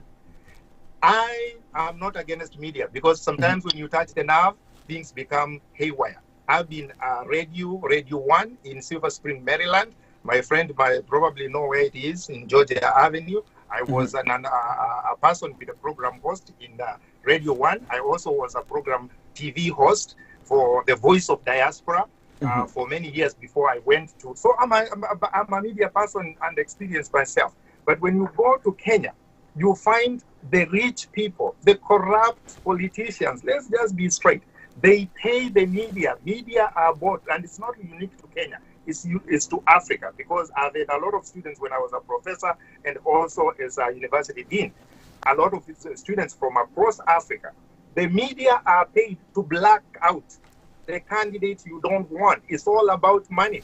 If you don't want Dr. Jeff to appear, you make sure that you capture most of the journalists, and they will. Also, there is the idea of framing and priming. I am so proud of you. You are able to ask me, you want to be the president? Then I can answer. That is like high-level media people. You go to Kenya, you are invited, and then you are asked, how many cows do you have in your village? There is framing and priming. You know it, right, Mr. Jeremy. There is framing and priming. I can come over here, waste all my time, you asking me useless questions, because someone would want to pay you so that you can make sure I don't make my point. And we thank you for that. Continue the way you are doing it. So when you go to African media, you get a lot of corruption in the media. And I'm usually not afraid to say that, because I can stand up to them. Or they don't call you to the screens. So how are you going to say you're going to become president if you're not called on the street? I mean, on the media. So we have a media that we want them to know there is a stake for them when things go good. When things are bad, there will be no Citizen TV, no NN TV, no PTN. Those are my friends, folks. But I want to encourage them to know media has a big stake. And now when you're saying two Pharisees, who are the two Pharisees? You will see Raila and someone else. But they are already out there. You know, people knows them. Yes. And that's the nature of our politics. But that is not the two Pharisees, because one thing, it is almost funny, because IEBC, they are aspirants. They are not even candidates. How can they be even anything, because they are not candidates? You have to be cleared by IEBC to be a candidate. We have not debated. Not everybody has declared. How can they even intellectually, even in any way, through critical skills, how can you even say there are two people? Even people have not finished declaring. I had not said I'm in. And I'm ready to fight them. Trust me, one-on-one, I'll beat each of them like a drum. You know why? Because I know where the weaknesses are. I know their record. I know where they're coming from. I am ready to debate. And I want to declare in your program today, because the COVID has been a problem. I want to debate. I want a debate every month for the next 16 months. A debate every month, so that they can answer to their record. Their record is very thin, but you know what? They wouldn't want that. And even if they don't, we'll still manage some debate stages so that they can be called. They don't come, it's up to them. but they will need to answer for their record, what they have been doing. And if people want them to do what they have been doing, it is okay. That is the Kenya they want. But if they want a change, we, the people of the Republic of Kenya, we are going to hold them accountable. One of great things, one of my forefront items out there, it is accountability and transparency. They don't want, and some of them they are declaring today. Others are here, they have retired. They used to be in the government, they retired, and now they come to dump themselves to us. When you have a bad record, they don't care. They come and dump themselves to you. Others have been in government or politics since 1970s. Now they are almost like 60, 70. They took 60 to 70 years to learn the right thing. Do we have 140? Because the next thing they learn is 70 years later, 140. I don't have 140 years to live. There is what we call a fierce urgency of now. The COVID has messed the economy. There is no social, political, and environmental destruction that is happening. And it needs attendance now. And it just needs to connect with the people. The people of Kenya are great. They are hardworking. All they need is good leadership. And I'm willing to provide that. Thank you very much. Tony, sijui ama kuna jambo unaweza sema pale, sababu that is something that we know. If we have to vie for these positions, like Dr. Jeff, we as diaspora, maybe people are willing to say, yes, go Dr. Jeff, we are behind you. But in the real sense, when we get to the ground, there is that system that has been there for a long time, more than 50 years. People knows this and that. How and what to expect? How are we going to break these ice? How are we going to do it, Tony? Nataka nikueleze kitu moja. You know, the current MP for Kagema is called Muturi Kegano. Muturi Kegano started vying for Kagema. Kagema is my neighboring constituency. He started vying for the position of an MP in 1970, I think in 1972. Na he won in 2017. So what does that tell you? He has been vying all along. Every election he has been there. But in 2017, because of his consistency and not giving up, people voted him in. So it doesn't matter how many times you try. As long as you fix your eyes on the price, you're gonna get it. Depends. It doesn't matter the time it's gonna take it. But as long as you're fixed to the price, you will make it. As long as there is determination, courage, and skill, and God being on your side. Other than that, you're talking about two horses. Unaongea kuhusu farasi wawili ambao ni Ruto na Raila. To some extent you might be right, or you may be right. Lakini ni kwamba hakuna mtu ajuaye ya kesho isipokuwa Mungu. Dr. John Pombe Magufuli alikuwa mwaka uliopita amefanya siasa kali sana ambazo zimeweza kufanya yeye aingie tena, arudi tena katika kiti chake, na akakandamiza sana wapinzani wake wenye walikuwa amefanya mambo mengi ambayo ni mazuri, lakini he was not willing to be criticized. He was not accepting any voice of criticism, so he had to make people like run out of that place, and he even detained many without trial. Lakini what are we talking about now? Where is he? Who thought that a woman can be a president? So a day in politics is a very, very long time, Jeremy. Siku moja katika siasa ni kubwa sana. Na saa hii tunaongea kuhusu mwaka mmoja. Kwa hivyo, I'm not saying these people are going to die. I'm not saying they are going to die. But what I'm saying is, a day in politics is a very long time. People can change mind. Like what Jonah did to Nineveh, or what God did to Ninevites. Yona alienda kule akahubiria watu. Within no time they all changed. Na Mungu akasema hawa watu wamebadilika, sasa wachana na wao, sitawauliza. Who knows if Dr. Kaluyu goes there, talks to the people seriously, na watu waone kweli hapa tumekuwa tukidanganywa. There is what we call the sonkonization of Africa. Kenya and Africa at large tumekuwa na hiyo kitu inaitwa sonkonization. Mtu anakuja na pesa, ameiba pesa, ametumia pesa, labda amekuwa akifanya kazi ya kuuza mihandarati, amekuwa akiiba pesa ya serikali, anakuja anawapatia. As opposed ya huyu mtu kuleta policies ambazo zinaweza saidia. Unajua hii pesa wanasiasa wanatoanga kwa mazishi, kwa bilu za hospitali, that is dirty money. In other words, hiyo pesa inafaa, hufai kwenda kutoa pesa kwa ugonjwa ama kutolea mtu kwa sababu ni mgonjwa. Hapana, serikali inafaa kuwa na madawa na matibabu ya bure, ndio huyu mtu asihitaji pesa. So if we get a person who can bring the system back in place, like in America, if you go to the hospital, you are treated because there is government funding, there is insurance like to everybody. So unapata mambo mengi yako pale. Matibabu ni very expensive here, but you're getting it with only showing your insurance card. So instead of calling for harambee, mwanasiasa anakuja, unaona amekusaidia sana juu ametoa pesa, not knowing huyu mtu anafaa kuweka policies ambazo zinafaa sio wewe tu peke yake.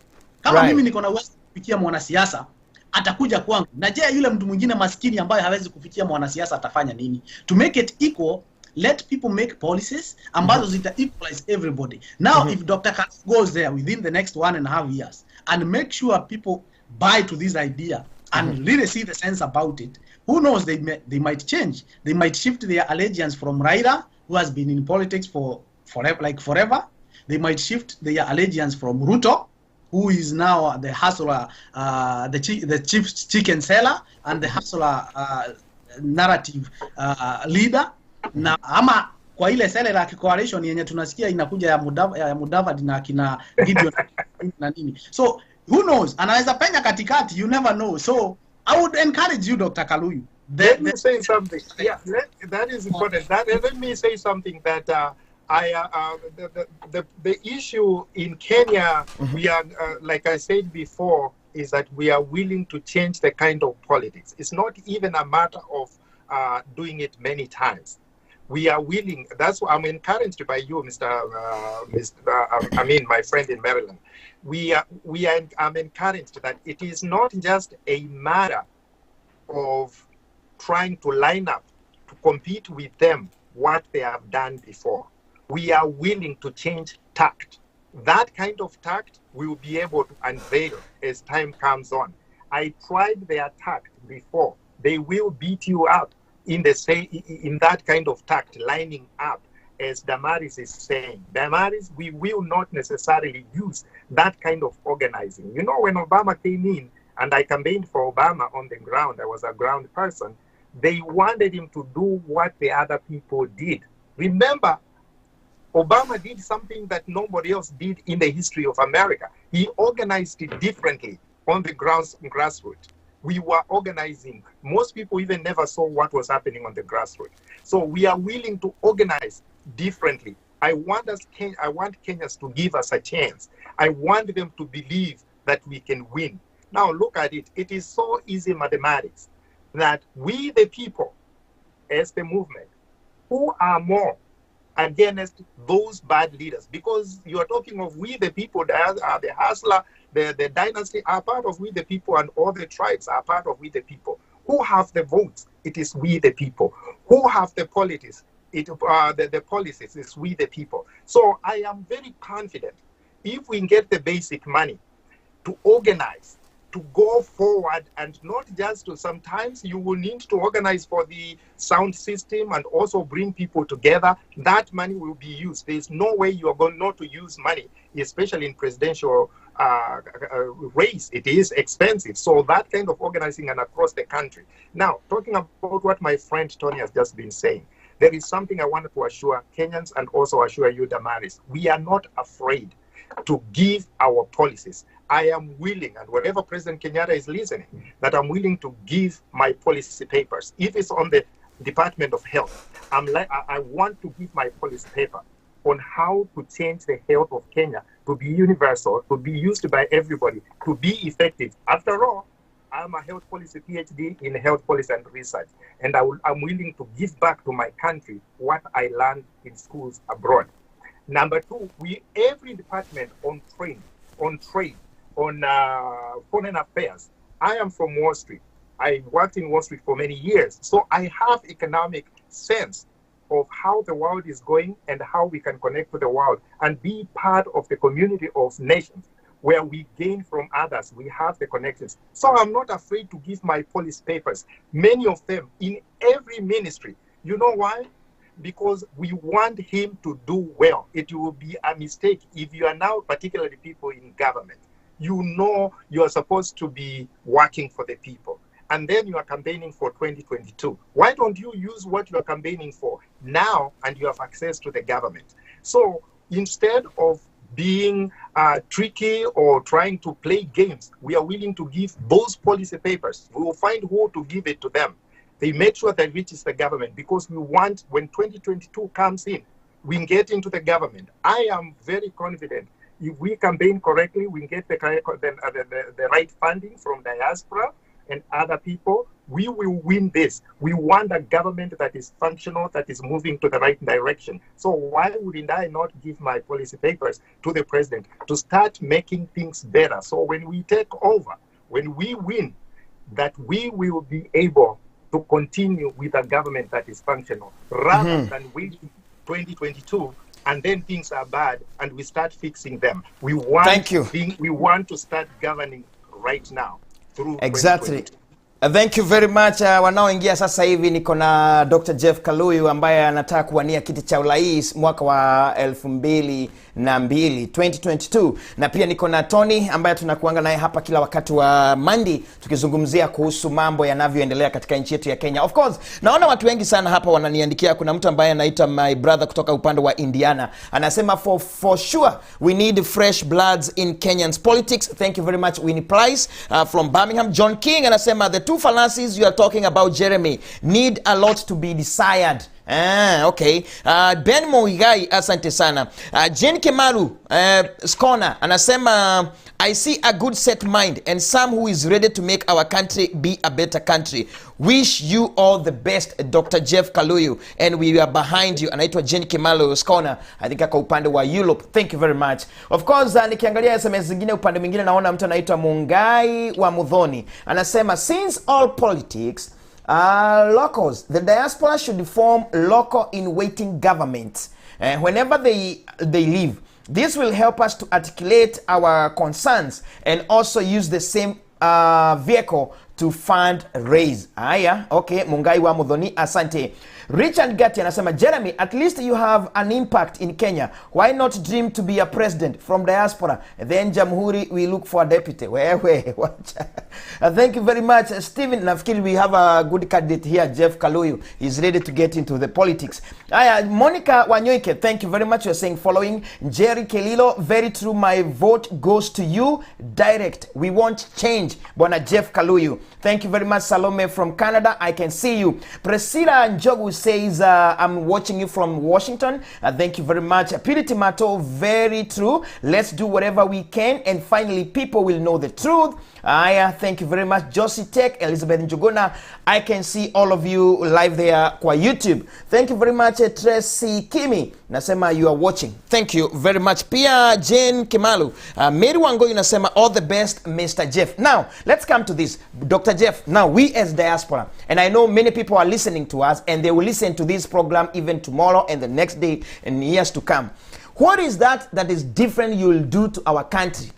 Yenye watu watasema, ai, kweli huyu mtu wa diaspora amerudi. And especially right now, if you become the president, maybe in 2022, na hii kitu ya COVID bado inaendelea, we see like here in diaspora, we are receiving some checks, stimulus checks. Unapewa $1,000 plus.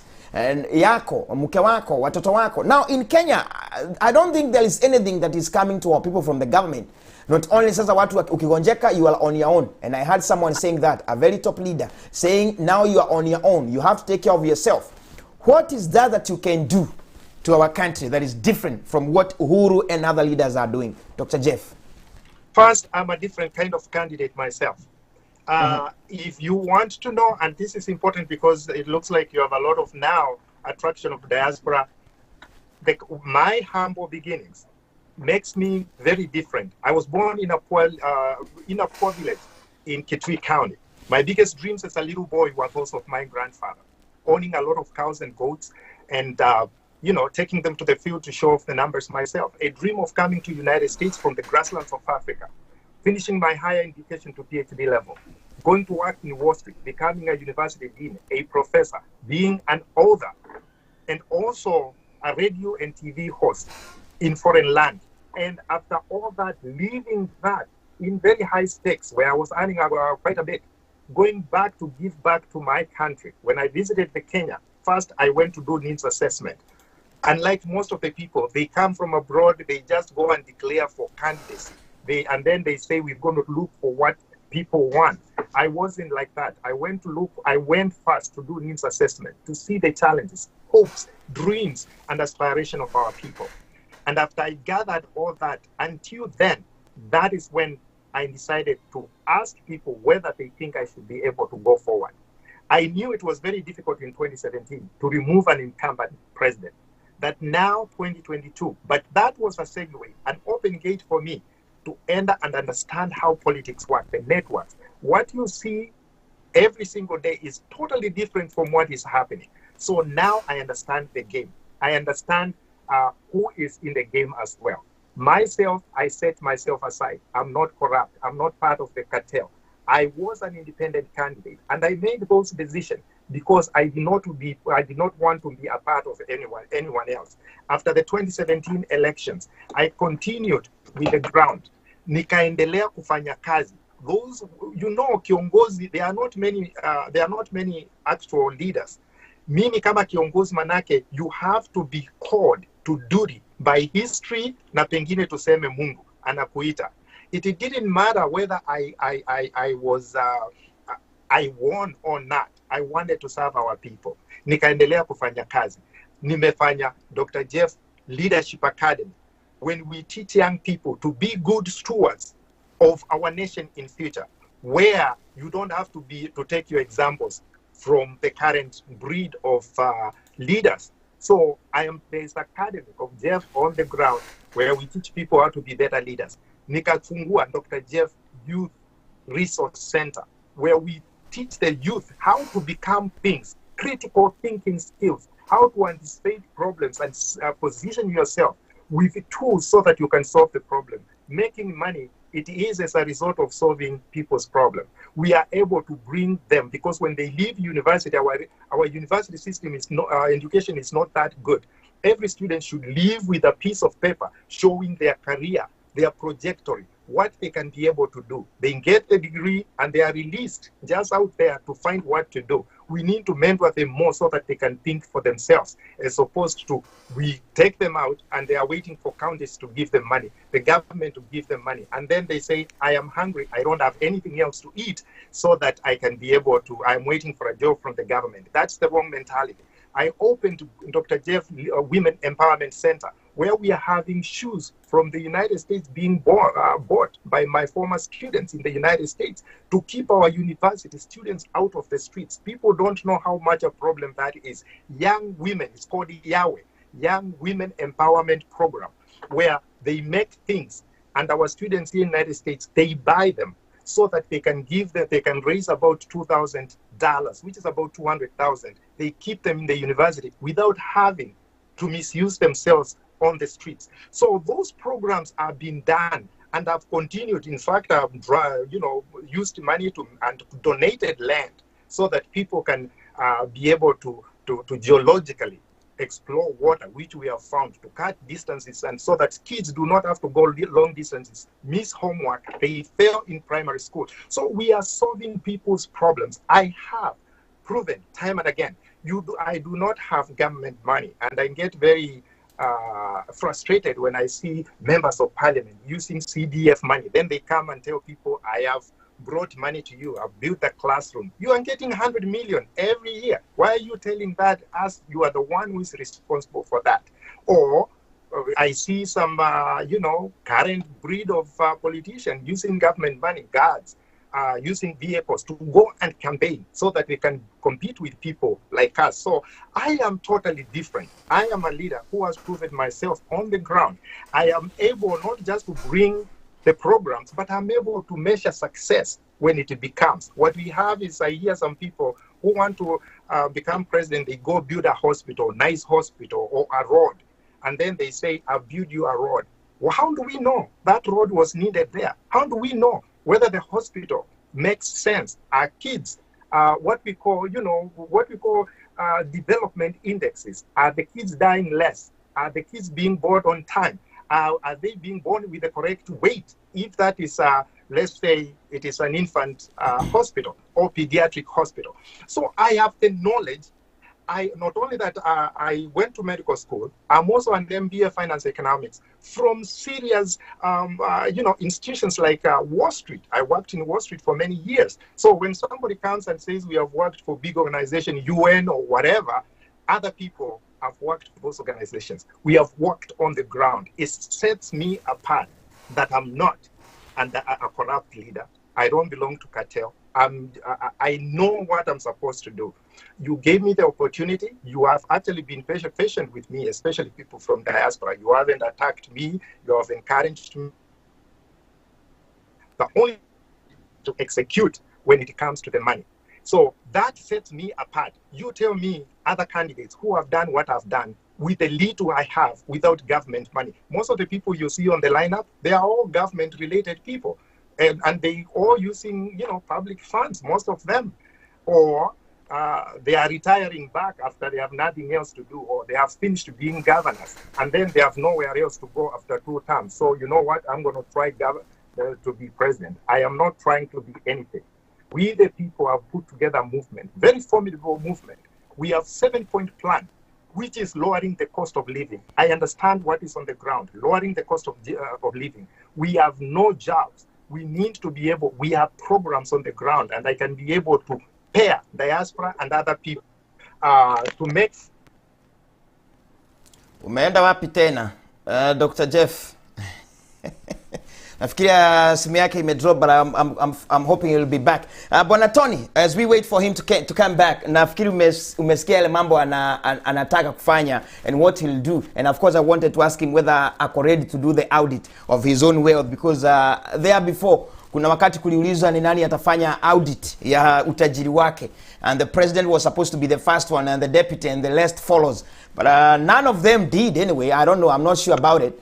Sijui Tony. Okay. So I am back. And thank you.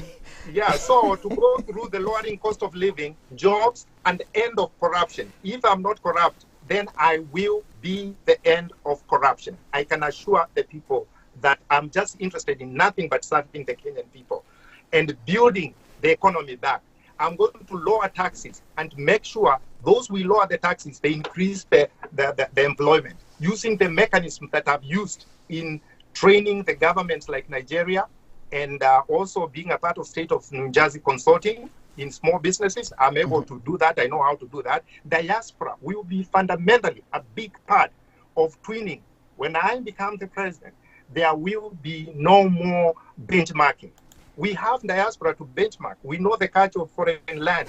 Somebody can't just come from Kenya to come and benchmark in the United States without knowing the history of agriculture. Why something is not doing well. You need 6 months, almost to a year, to understand what you are trying to look for. But diaspora is here, can give you that information. And then post-COVID alignment, the economy is going to change. Things are going to be needed differently. And we're going to align our people, especially we have the youngest, one of the youngest youth population. Those people are in school, they are going to be lawyers, they are going to be doctors, they are going to be politicians. We will write our own laws because we are many, and the world will need to come in. So I'm not just running as a president of Kenya. I want to be a leader of Africa. This, where Kenya goes, Africa will have to go.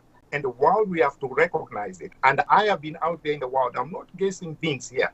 I know what I'm talking about, and I've been in touch. I have almost a student in every African country, from North Africa to South Africa. So I have community that will come to me and they will start changing Africa. And therefore, I will be giving the community and your listeners my number so that we can get started. This is no joke. We can't be just dilly-dallying and looking around. We want to start contributing $5, $10, $20 so that we can win this thing. And like I Thank promised, you. if you give me the opportunity, I'm ready for duty, and I'm going to win this one for you. Of course, thank you very much. That's the president to be in waiting, or maybe is president ambaye atakuwa. And so many people are saying we wish you the best, Dr. Jeff, and of course we can see the leadership in you. Haya bwana Tony, sijui ama kuna kitu ungetaka kuongezea kuhusu haya mambo bwana Jeff ameongea, sababu sidhani wewe unasimama kitu chochote. Mimi kwa kiti kwa sasa sina mpango wowote wa kusimama. Nijaribu You should don't get tired. You should. I will try maybe next election, not this one but the other one. Probably I need to realign myself in some other things. You know Dr. Kaluyu vile amepatiana CV yake, Jeremy umesikia ni mtu amefanya kazi Wall Street. Right. Mimi ndio najaribu hata kuingia Wall Street, hata sijafika hapo kwa mlango. You see, so he has quite a good experience. And let me tell you, what he has said is what resonates with most people. That we need people who are accountable.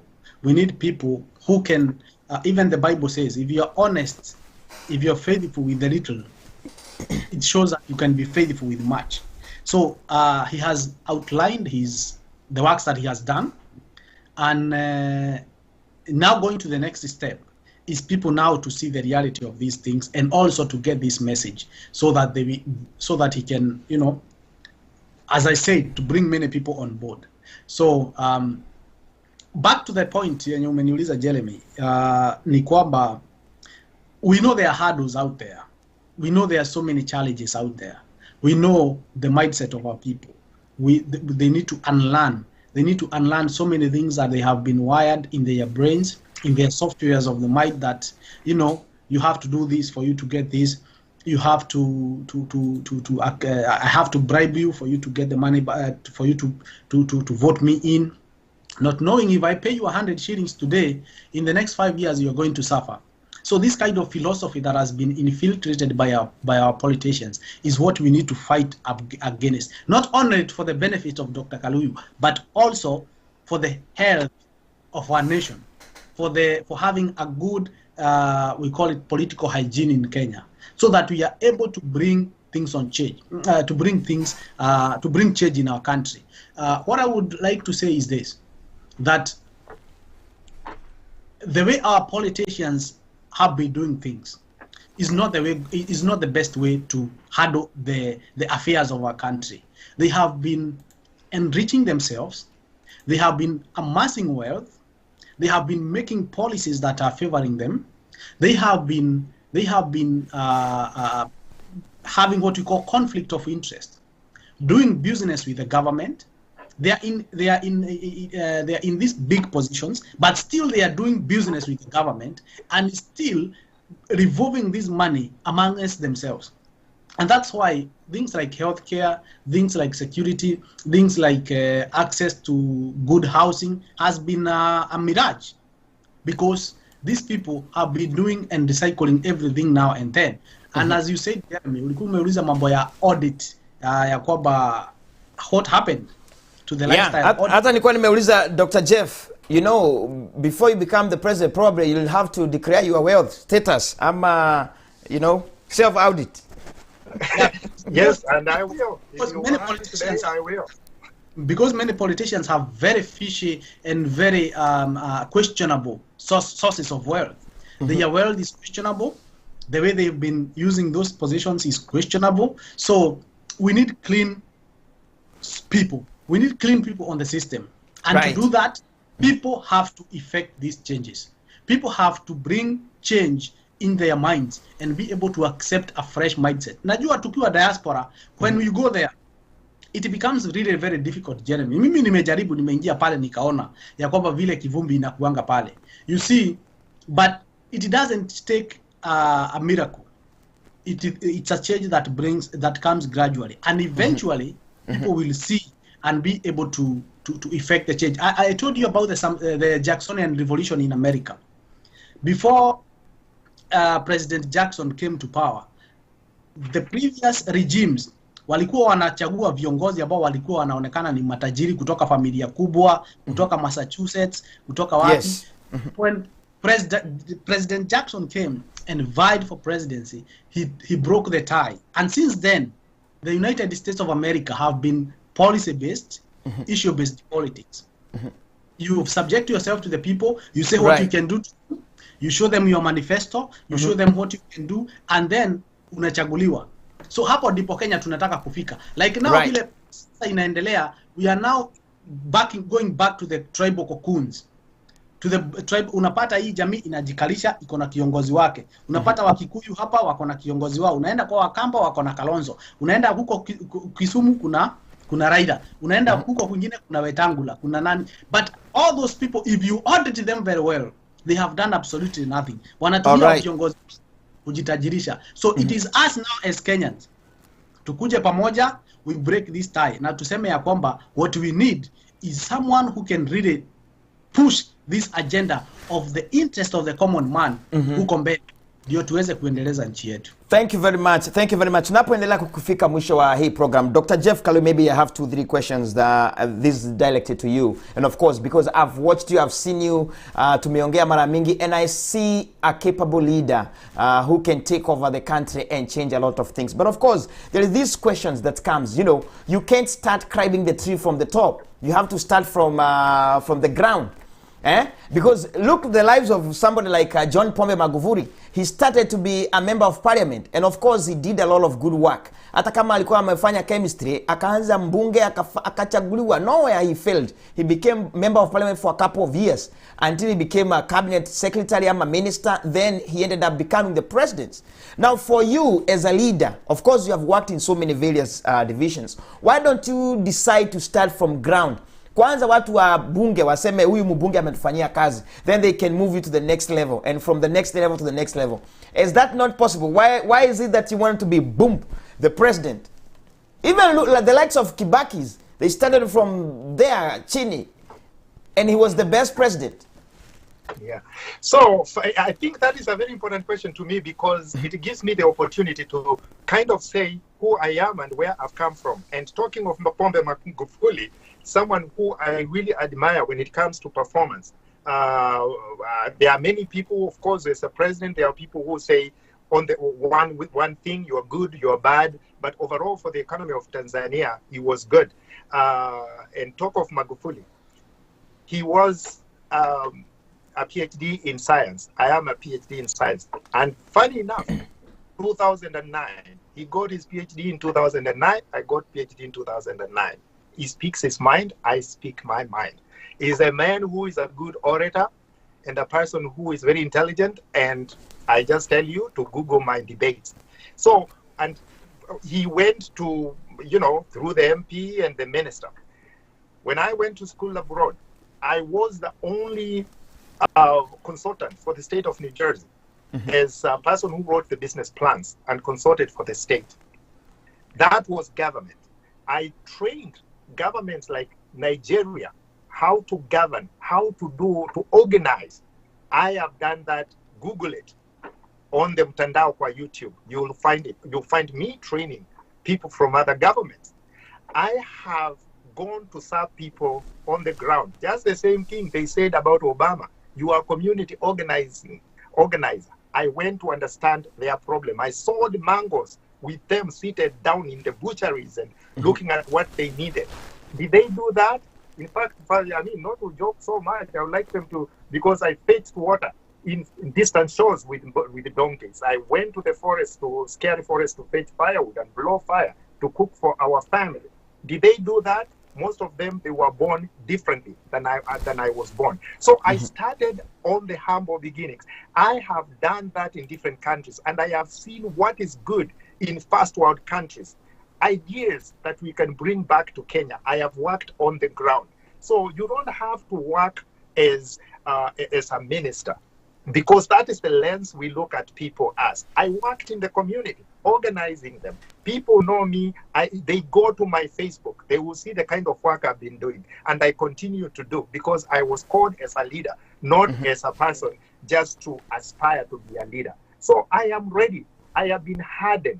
I have the experience. I have done things on the ground. And most of them now, if my lack of experience, let's talk to our country. If my lack of experience is mismanaging economy, if lack of experience is that our people do not have healthcare. is my lack of experience, is having not to have political shenanigans or fights that never ends and disadvantage our people. I want to be wrong. And I want to say, I don't have that experience. But I have experience from the first world, where people do, they say no. It's a struggle. For me, it's a struggle I'm in. We are struggling to say no to bad leadership, to say no to bad leaders, to stand in the gap. My job is to make sure I stand in the gap between bad leaders and our people. That is why our movement is called We the People. I am prepared to fight, educate them, and show that I am the right person who can feel them. I've been with them. I know what it feels to feel hungry. And therefore, that is why I invite my counterparts, my opponents, Musalia, Kalonzo, Ruto, Raila, Mukisa, we are talking of Kibwana, Mutua. I invite them to a monthly debate. Let us interview for the President of the Republic, Kenya, by the people. And we answer the questions. We say where we have been. I'm unafraid. And I know if we go through that, and I tell you, I project, they will not come on because they will lose the following day. People have ability to see who it is. So thank you. I have the background, I have the experience, and I'm ready to use it at will. Thank you.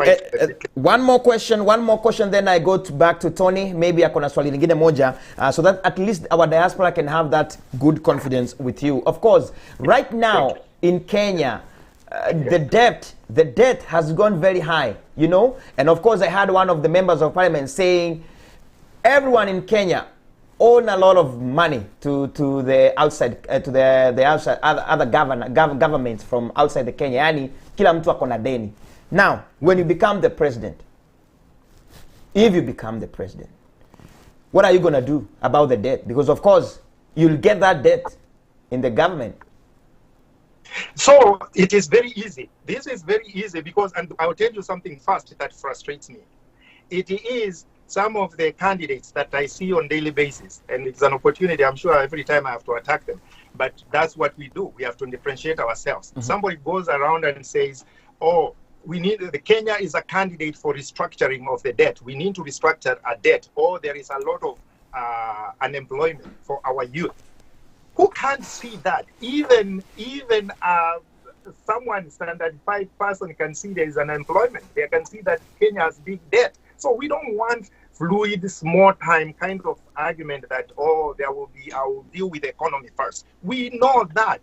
Everybody can see that. What we need to do to know is whether you have in-depth item to do or you have in-depth knowledge to deal with that economy. Yes, we have a debt. And debt, as we say, there is almost going to be 9 trillion about debt and 10 trillion very soon. What we have 3.7 among that debt as foreign debt. It's very important to know foreign debt against domestic debt, because the more domestic, you can use local tools, economic tools, but foreign debt you must pay.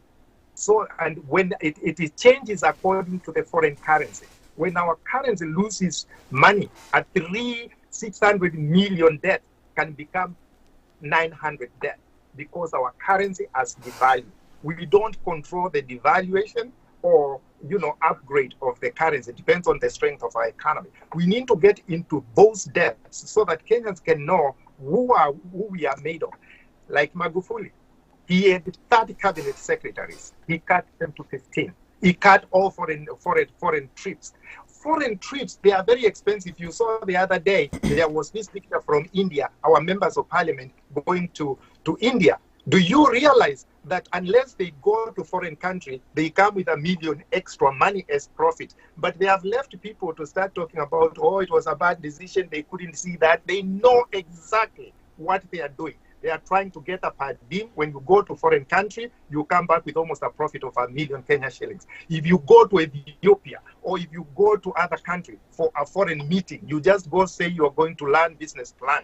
You come back home with about 500,000 as profit. You're trying to collect money. If you see them in Mombasa all the time, because if they meet in their own county, they won't get per diem.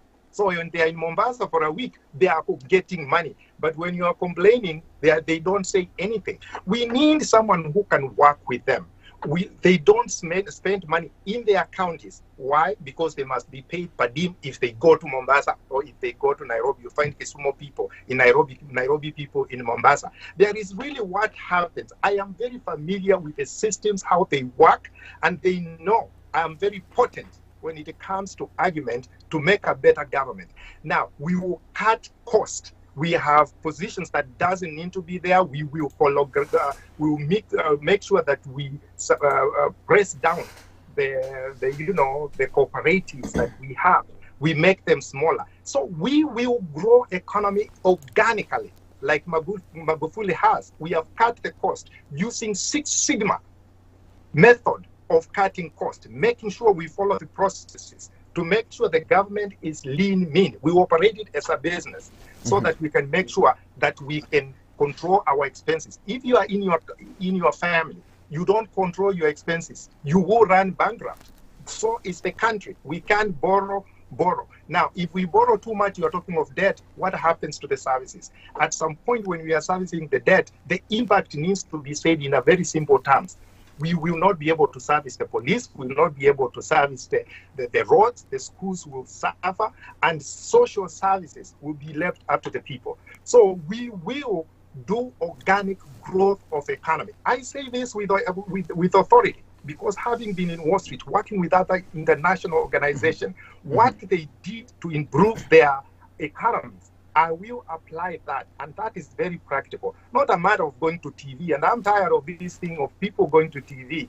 No solutions. We are kind of leaders who go to TV to complain this is wrong and that is wrong. No, if you are coming to TV and you are not giving solution, you have no business in coming to, spend our time and just listening to you. We want people who are coming to give us and advise the president, advise public, advise other people. No matter how you don't like our country, it is still the country. We can only fix it. Just because things are wrong doesn't mean we cannot fix it. We want leaders who are going to fix our country. I'm prepared to do that. I do all that. When I speak, I give solutions.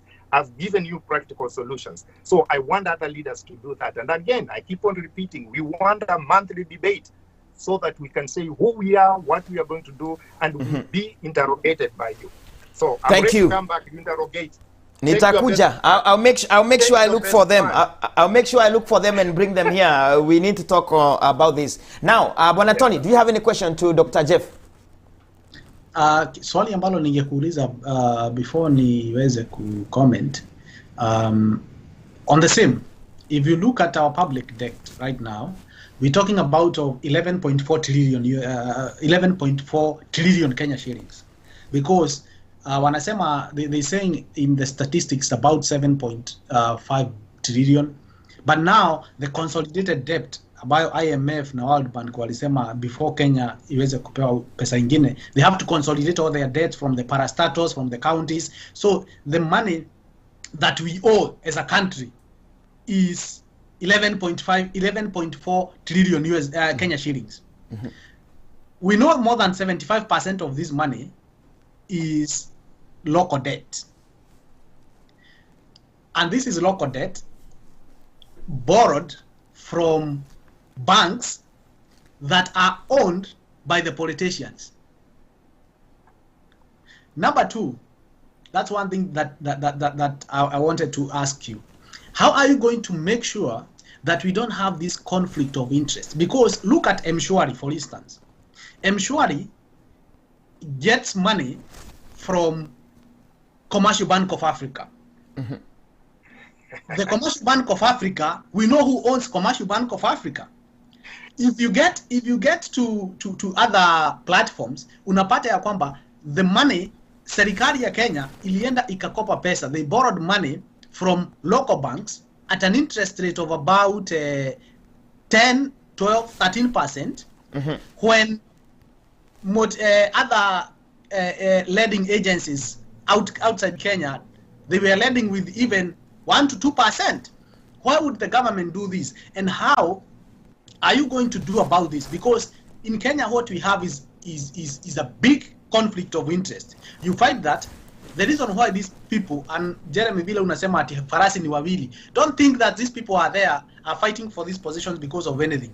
They want to continue controlling the economy, having a conflict of interest, bringing their family businesses, leading to the government, getting interest, leading to the people, because like now the Jubilee government, what it has done, it has promoted what we call the consumer So what is the economy. question? What is the question to the president? My question is, be? Dr. Kaluyu, how are you, I have two questions. Question one, how are you going to ensure that there is no conflict of interest between these family businesses and the government?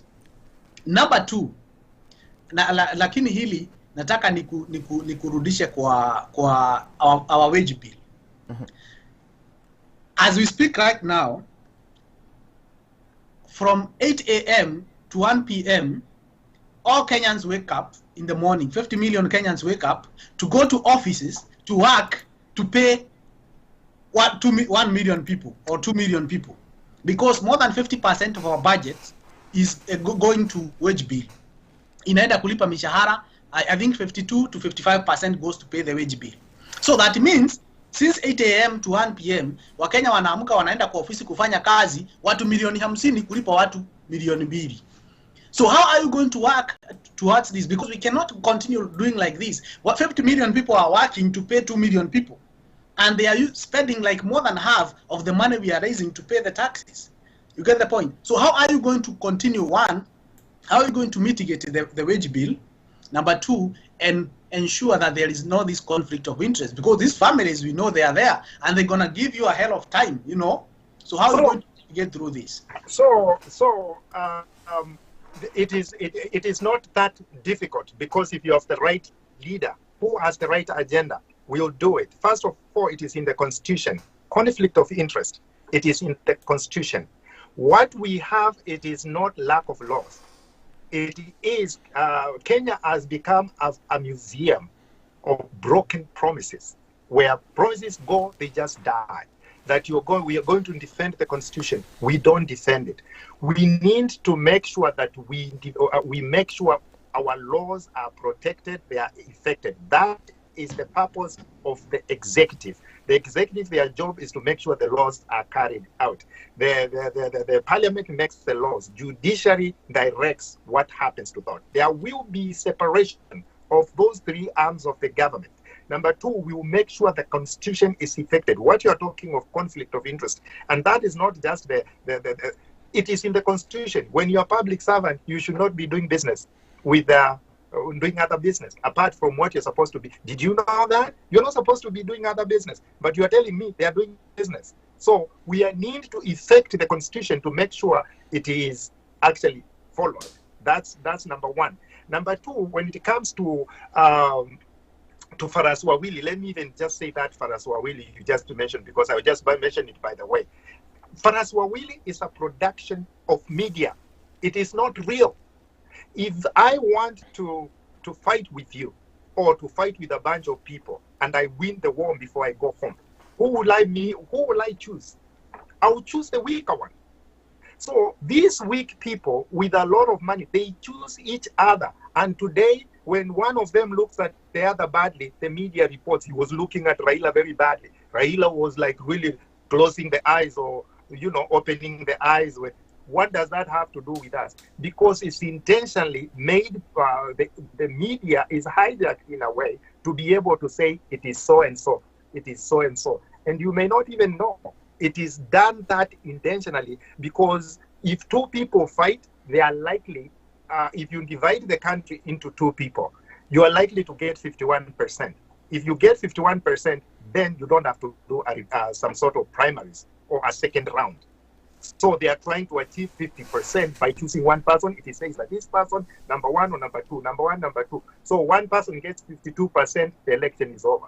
But if you get 2, 3, 4 people, the media concentrates in 2, 3 people, you know what's going to happen? One person will have 20, 30, 40. Nobody will get 50%. What will happen? They will go for the second round. So there is a bigger picture here. It's not just Faras Wawili. It is a whole big game that is being played. And we need people who need to speak the truth to the people. That is why, and who is being tricked? The people. That is why our movement is called We the People. so that we can be able to know what is happening, to know the game, the political scams, and we, disintegrate them so that people can remain with the truth. Now, talking about the debt itself. So with the debt, we can control. You are talking of something like paying wage bill. We call them the recurrent expenditure. In other words, money that must be paid for wage and just other things, not just the wage. There's money that must be paid every month, including rent and all those things, and you cannot skip it. We call it the recurrent expenditure. So we need to have that expenditure first to exist. What we have, it's a bloated government. And just because you are taking people from the government does not mean they are going to be jobless. You just redirect that economy to something else differently. What if you paid them to retire at 55 and then give them money to go and start businesses so that you can bring other people for employment? What will happen? We need people thinking radically, differently in terms of economy. There are so many things you can manipulate, make people make the economy more rampant, because the economy, you need to pump the money, but also directed money. So we can go again, all the bloated people, we have ministers, 22 of them. We have chairmen of parastatal, I don't know, 100 and what. All those people can brought me back. We have CAS. We have the assistant minister that was introduced the other day. We need to make sure that we can cut the cost. If you don't cut the cost, then you are not able to save the money. Cutting cost, we can save the money. But then we grow the economy organically. We cut taxes. We make sure the people who are going to hire youth, they get the lower taxes, they get the benefit. And every person who is hiring homeless person, they get the tax cut. Not just cutting taxes for the rich and all that kind of stuff. There are many ways of manipulate ways to manage this economy. It is just like 1, 2, 3, and we can take it. What we need is leadership. And I am ready to provide that leadership. And I'm not saying this because I just want to be a leader. There's something I can see. There is a gap. Otherwise, we'll be using our people. They are languishing in poverty, and a few people benefit. We want to grow the middle class so that the middle class is the one that pays a lot of taxes. Lower group doesn't have a lot of job, and lower jobs, they also don't have a lot of taxes because we collect taxes. Government is not a profit-making organization. Right. So we need to bulge the middle class, to grow the middle class, like Tanzania.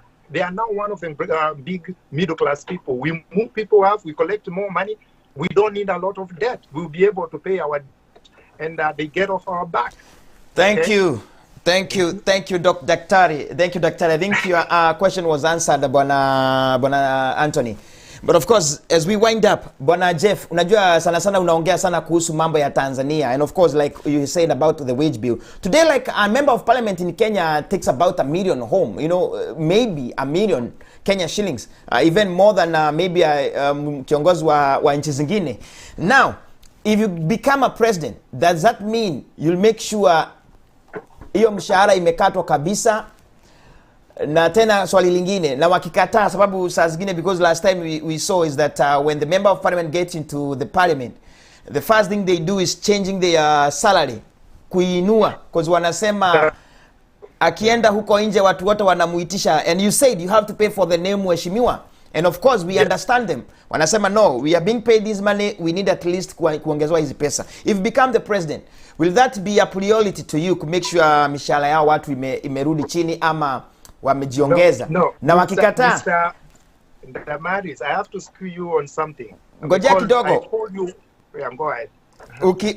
Ukiwakata wakatae. Nimesikia ukiongea mambo ya Magufuli sana. Magufuli is known kufungia watu, kudetain watu. Are you gonna do that? No, I said that there are people who talk about Magufuli. In fact, I knew that you would come up with that question, and I cut it a long time ago, and I told you that there are people, any leader, who like certain parts. And I said I like Magufuli on the economic development. I am not going to speak on to other people who get detained, people who get fired, and blah, blah, blah. I would like to review that. But I'm talking, I cannot say kwa ujumla is a bad person, but he has done good things. I'm taking the good things. And other presidents in Africa, we have other presidents who are doing very well in Africa. I can take them good in them. And then I add what is mine. I'm not going to manage to govern according to other people. I need to take good examples, incorporate to my ideas. But bad example, if you are taking people, you are detaining people, I am not going to take that because it's bad for our people. So you're talking of cutting costs in Kenya. Damaris, I need to school you on something because you are my younger brother. Go ahead. When a member of parliament comes to parliament, and those are things you have to learn, they have the salary. Is one of the small things. We have the per diem that they can just decide to go and spend time in other places, like let's say Mombasa or another country. All of them, they are coming home with $1 million or something like that and more. Air tickets paid, first class, not first class. And then we have a driver. We have an office manager. We have their office, or their office is self paid for. You are just talking of us. You are just talking of a salary. Mheshimiwa, that is one of the things that what wananchi wajiko hajui hiyo maneno. Yeye anajua tu salary. And once wakienda kwa bunge waseme waongezewe salary, hiyo ina attack sana Wanjiko. Yes. So we need to have an honest conversation, my brother. We need to have a honest conversation because salary ni kidogo sana. So, but then wabunge wanasema nini? Wambunge hawawezi kuongea hizo because it will cause a lot of problems. What I am saying is that I'm not just taking them out of the bush. I want us to sit down with them, to have an honest conversation. We lay down the economy. We say these are our incomes and these are our expenditures because I have no other interest apart from governing for the benefit of the Kenya. And I said from the beginning, I want to be the poorest president of the republic, of any republic in Africa, because how much money can you accumulate? And at the end of the day, unaona, at the end of the day, God calls us. It's all vanity. But if you have to leave a legacy of having to govern people and changing the course, the river to its course, making sure Kenya is in the right place, Mungu akiniita, I will be okay with that. So when I go to that place on that particular day in August, and I swear I lift my right hand, and I say I will defend the Constitution, so help me God, I will be meaning every single word that I say. I want people to believe what I'm telling them, because before I had no experience. I could have stopped in the middle. It's very difficult, but it was also difficult. Sometimes I was broke, but I continue to show my policies. I am ready now to use the experience. And I'm sure when you interviewed me before, I was a different person. I'm sure now you see my difference because I mean it from my heart. I want people to give me a chance. I will bring Kenya back to where it's supposed to be. We will change the river to its course. We, the people, the movement, it will be unstoppable. I ask Diaspora to give me the opportunity to finance me. I don't need a lot of money. I'll win this one for you. Thank you very much, Mheshimiwa. And as we wind up, do you have a running mate yet? Unajua last time are you using the same running mate ama you have a new or a different running mate? So the political dynamics change constantly, and it is something we evaluate. You do not have to produce a running mate until about May next year. So you have to vet women. I am leaning towards, like to have a woman as my running mate because we have been dancing around the fire with men, but we like to see a strong woman to show their prowess. And I'm very proud of Samia Suluhu, who gave her a story, and she seems to be very strong. So we need to give women more chance so that they can also be able to show their prowess. And most of the things that have gone right, they have been ladies. Look at even Diaspora. You're talking about Kwetu. Men, what happens to men? They talk, argue till they faint. But when Kwetu says that they're going to do something, it takes a minute.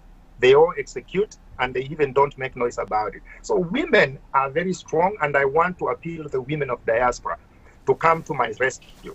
I am your son. I am your brother. I'm your sister. I want you to believe in me. I will give you a chance. I will give you people in Kenya a chance. And running mate will be coming up. I will vet a good running mate, not because they have money, not because they are connected, not because they live in Kaluyu or Lavington. a person, just a Kenyan who is capable and represent women correctly. Thank you very much. And I've seen someone say by the names Kibe saying we are very ready to support you. I think let me read it. Sami Diongo Kibe saying very well said, Dr. Kaluyu. And Anauliza, how can we contact or support you? Haya, thank you. Let us know about that. Jose unasema thank you in cognition, in power, the power in women. Thank you.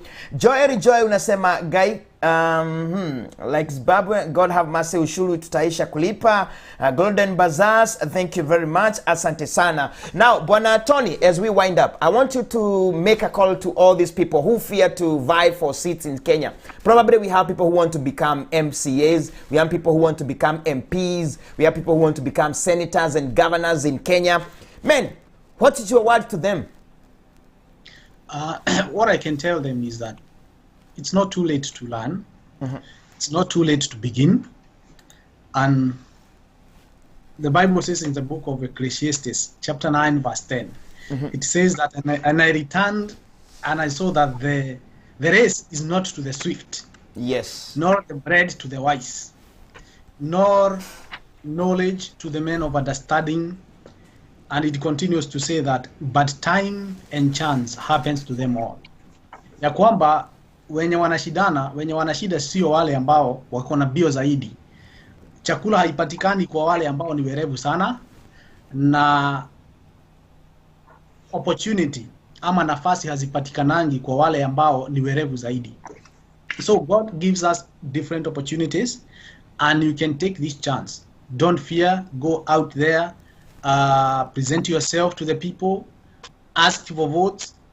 Have that conviction, because when you have the conviction, it will drive you to the last minute. Itakuongoza mpaka utashinda. So to the women too, ambao wako diaspora, kuna wamama ambao wako huku, na we know they have capabilities.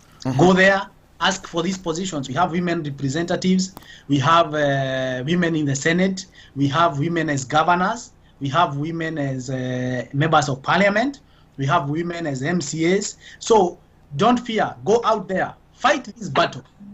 As Dr. Kaluyu is saying, ya kwamba he's going for the presidency.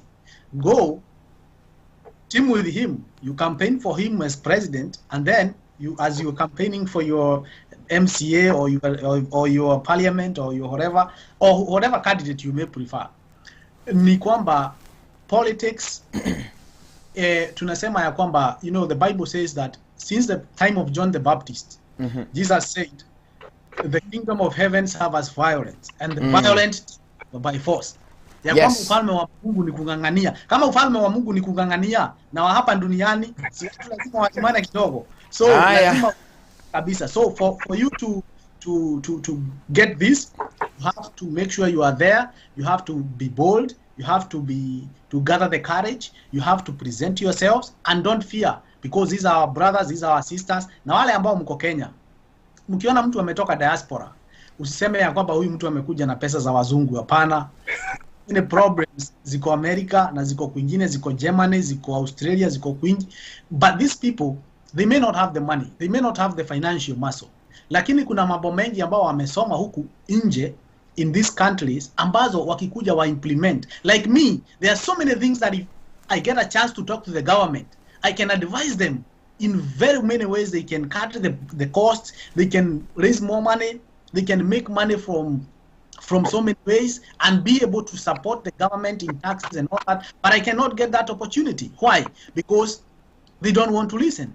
Like now, Dr. Kaluyu, I have known him. When you become president, I will show you, I will implement, or I'm knowledgeable in ICT. So I'll be to make sure that nimekuwa explainia mambo ambayo ninajua itafanya nini. Itafanya nchi zaidi kupitia kwa teknolojia, na itafanya nchi yetu. So everybody go out there, don't fear, present yourself. Wenye mnaenda, najua watu wengi Jeremy kutoka Baltimore ambao wanaenda Kenya kusimama viti huko, na wanaenda kusimama MCA, wanaenda huko, wanashidanga huko wakienda Kenya. So go there, don't fear, it's not late, God is on your side. But make sure you go now. Don't wait until the time of election. Dr. Kaluyu, go now and start setting up your camps. Anyway, I want to give you this opportunity, Dr. Jeff, maybe to make your statement as you declare your status. You want to become the president of Republic of Kenya. This is yours now. We are giving to you, directly to you. Tell us what you want to do. Tell us that full statement right now. Karibu sana mheshimiwa Dr. Jeff Kaluyu. Thank you very much, Damaris. My fellow Kenyans, I am very excited to be able to speak to you through Diaspora TV. And thank you so much, Mr. Damaris, for inviting me.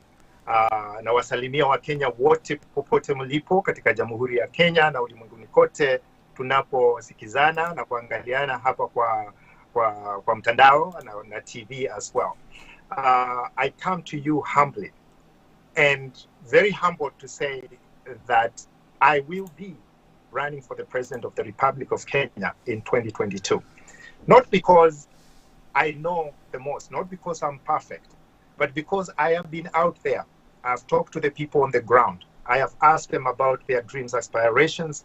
I've talked to them about what they would like to see Kenya be, their destiny. They have told me.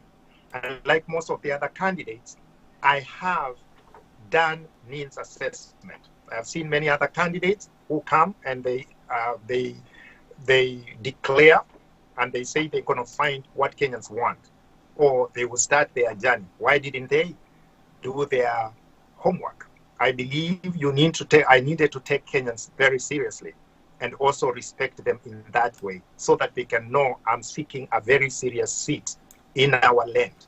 I am not corrupt. I have no cartels. There is only one group of Kenyan people that I confess that I have allegiance to, the Kenyan people.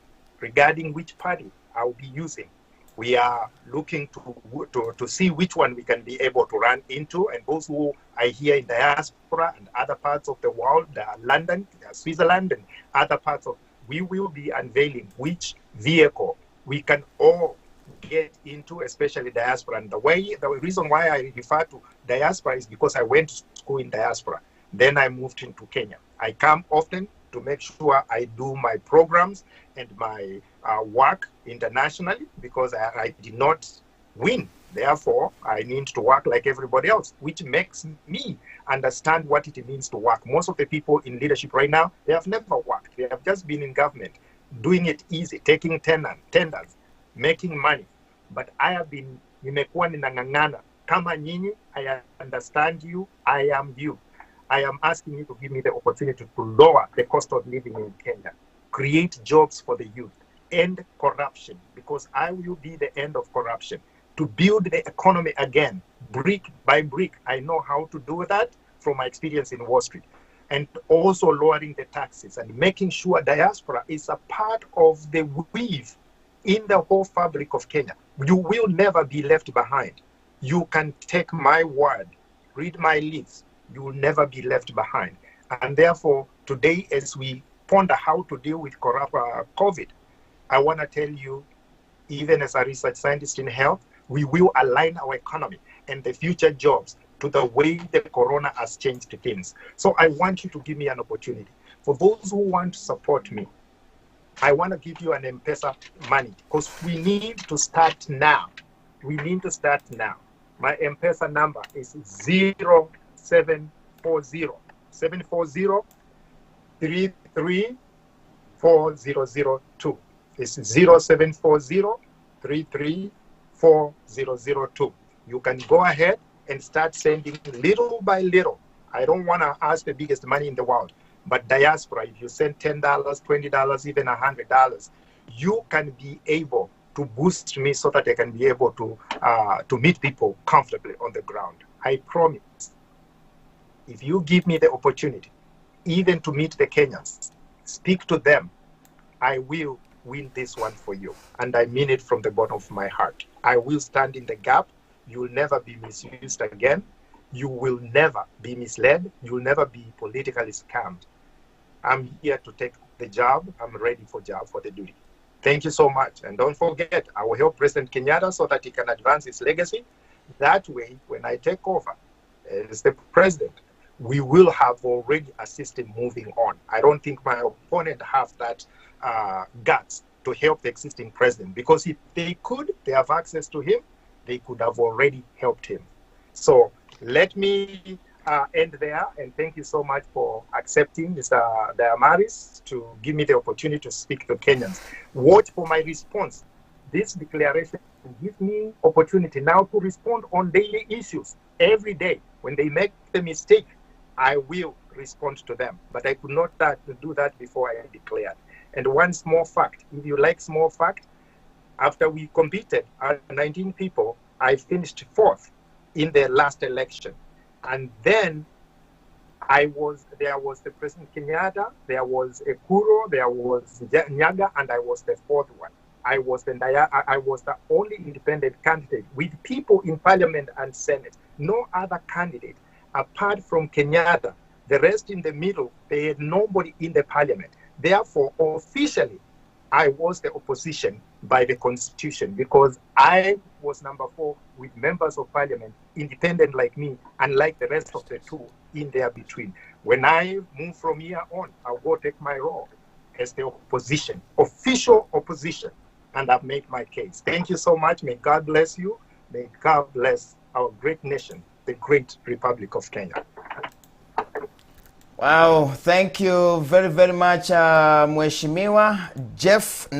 Thank you very much.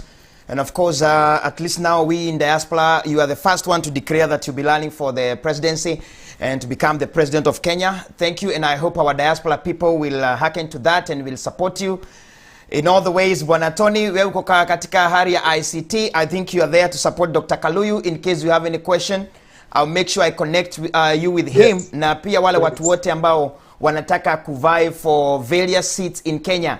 It is possible. Let us wake up. Let us go and change that country. It is our country and we cannot lose it. Yes, thank you.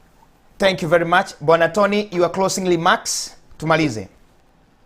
Nimeshukuru sana Bwana Jeremy kwa sababu ya kutupatia hii nafasi.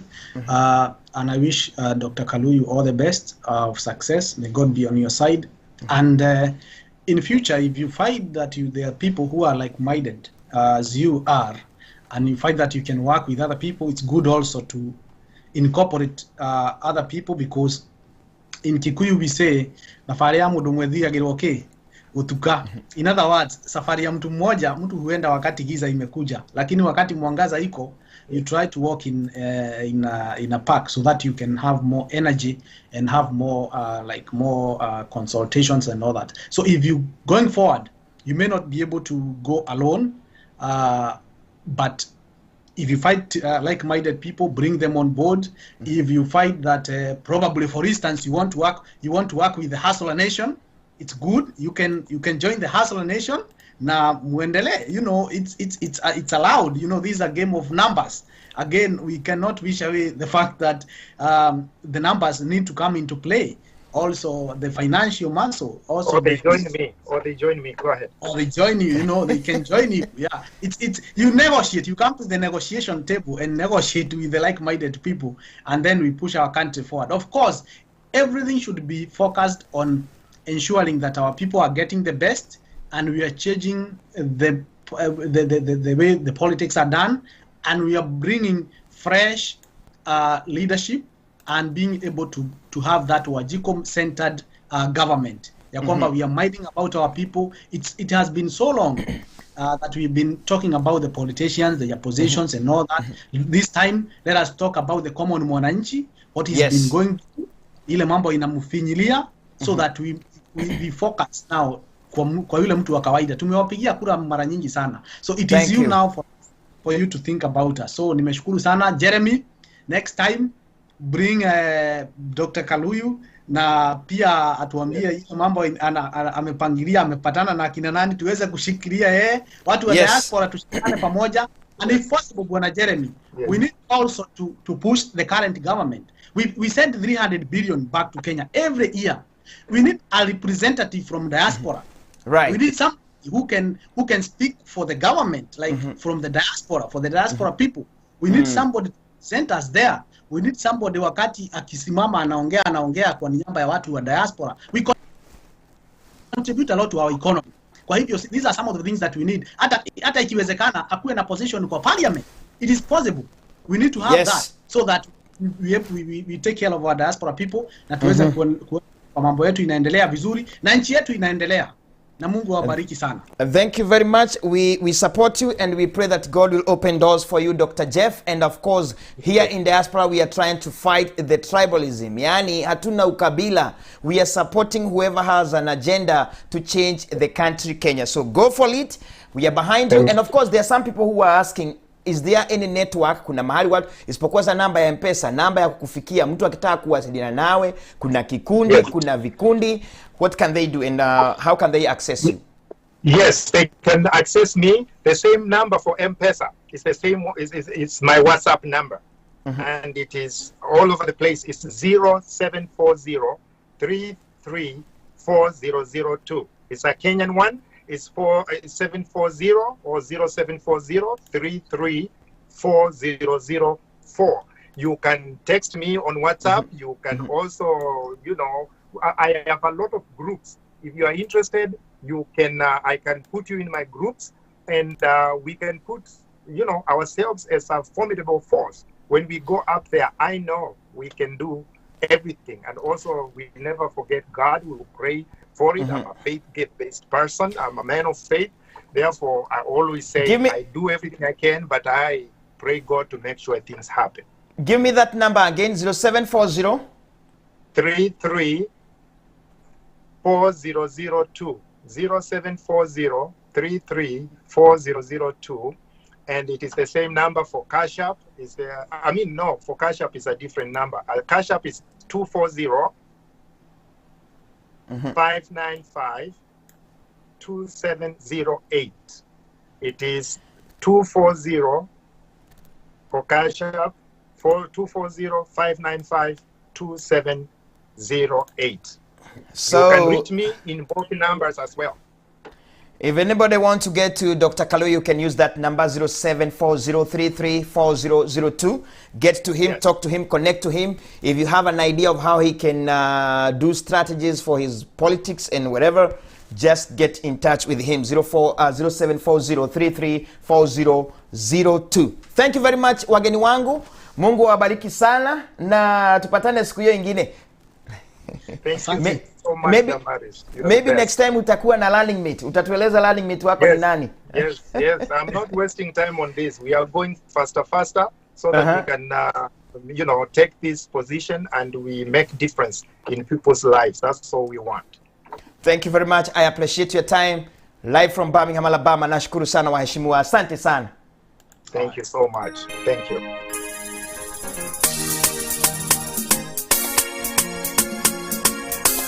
Hiyo hagagai na ndaceragirwo okaga ihinda rĩrĩa rĩagĩrĩire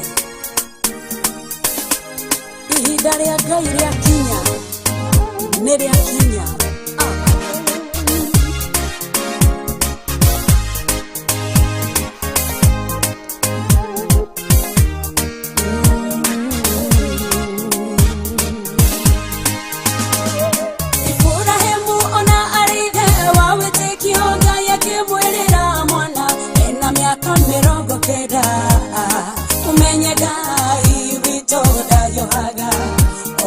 Sheragero niamuheire mwana Ifurahemu ona arithe wawitikio Ngai akimwirira mwana ena miaka 90 umenye Ngai witũ ndayũhaga ona ndaceragerwo niamuheire mwana we Ngai ndayũhaga we Ngai ndayũhaga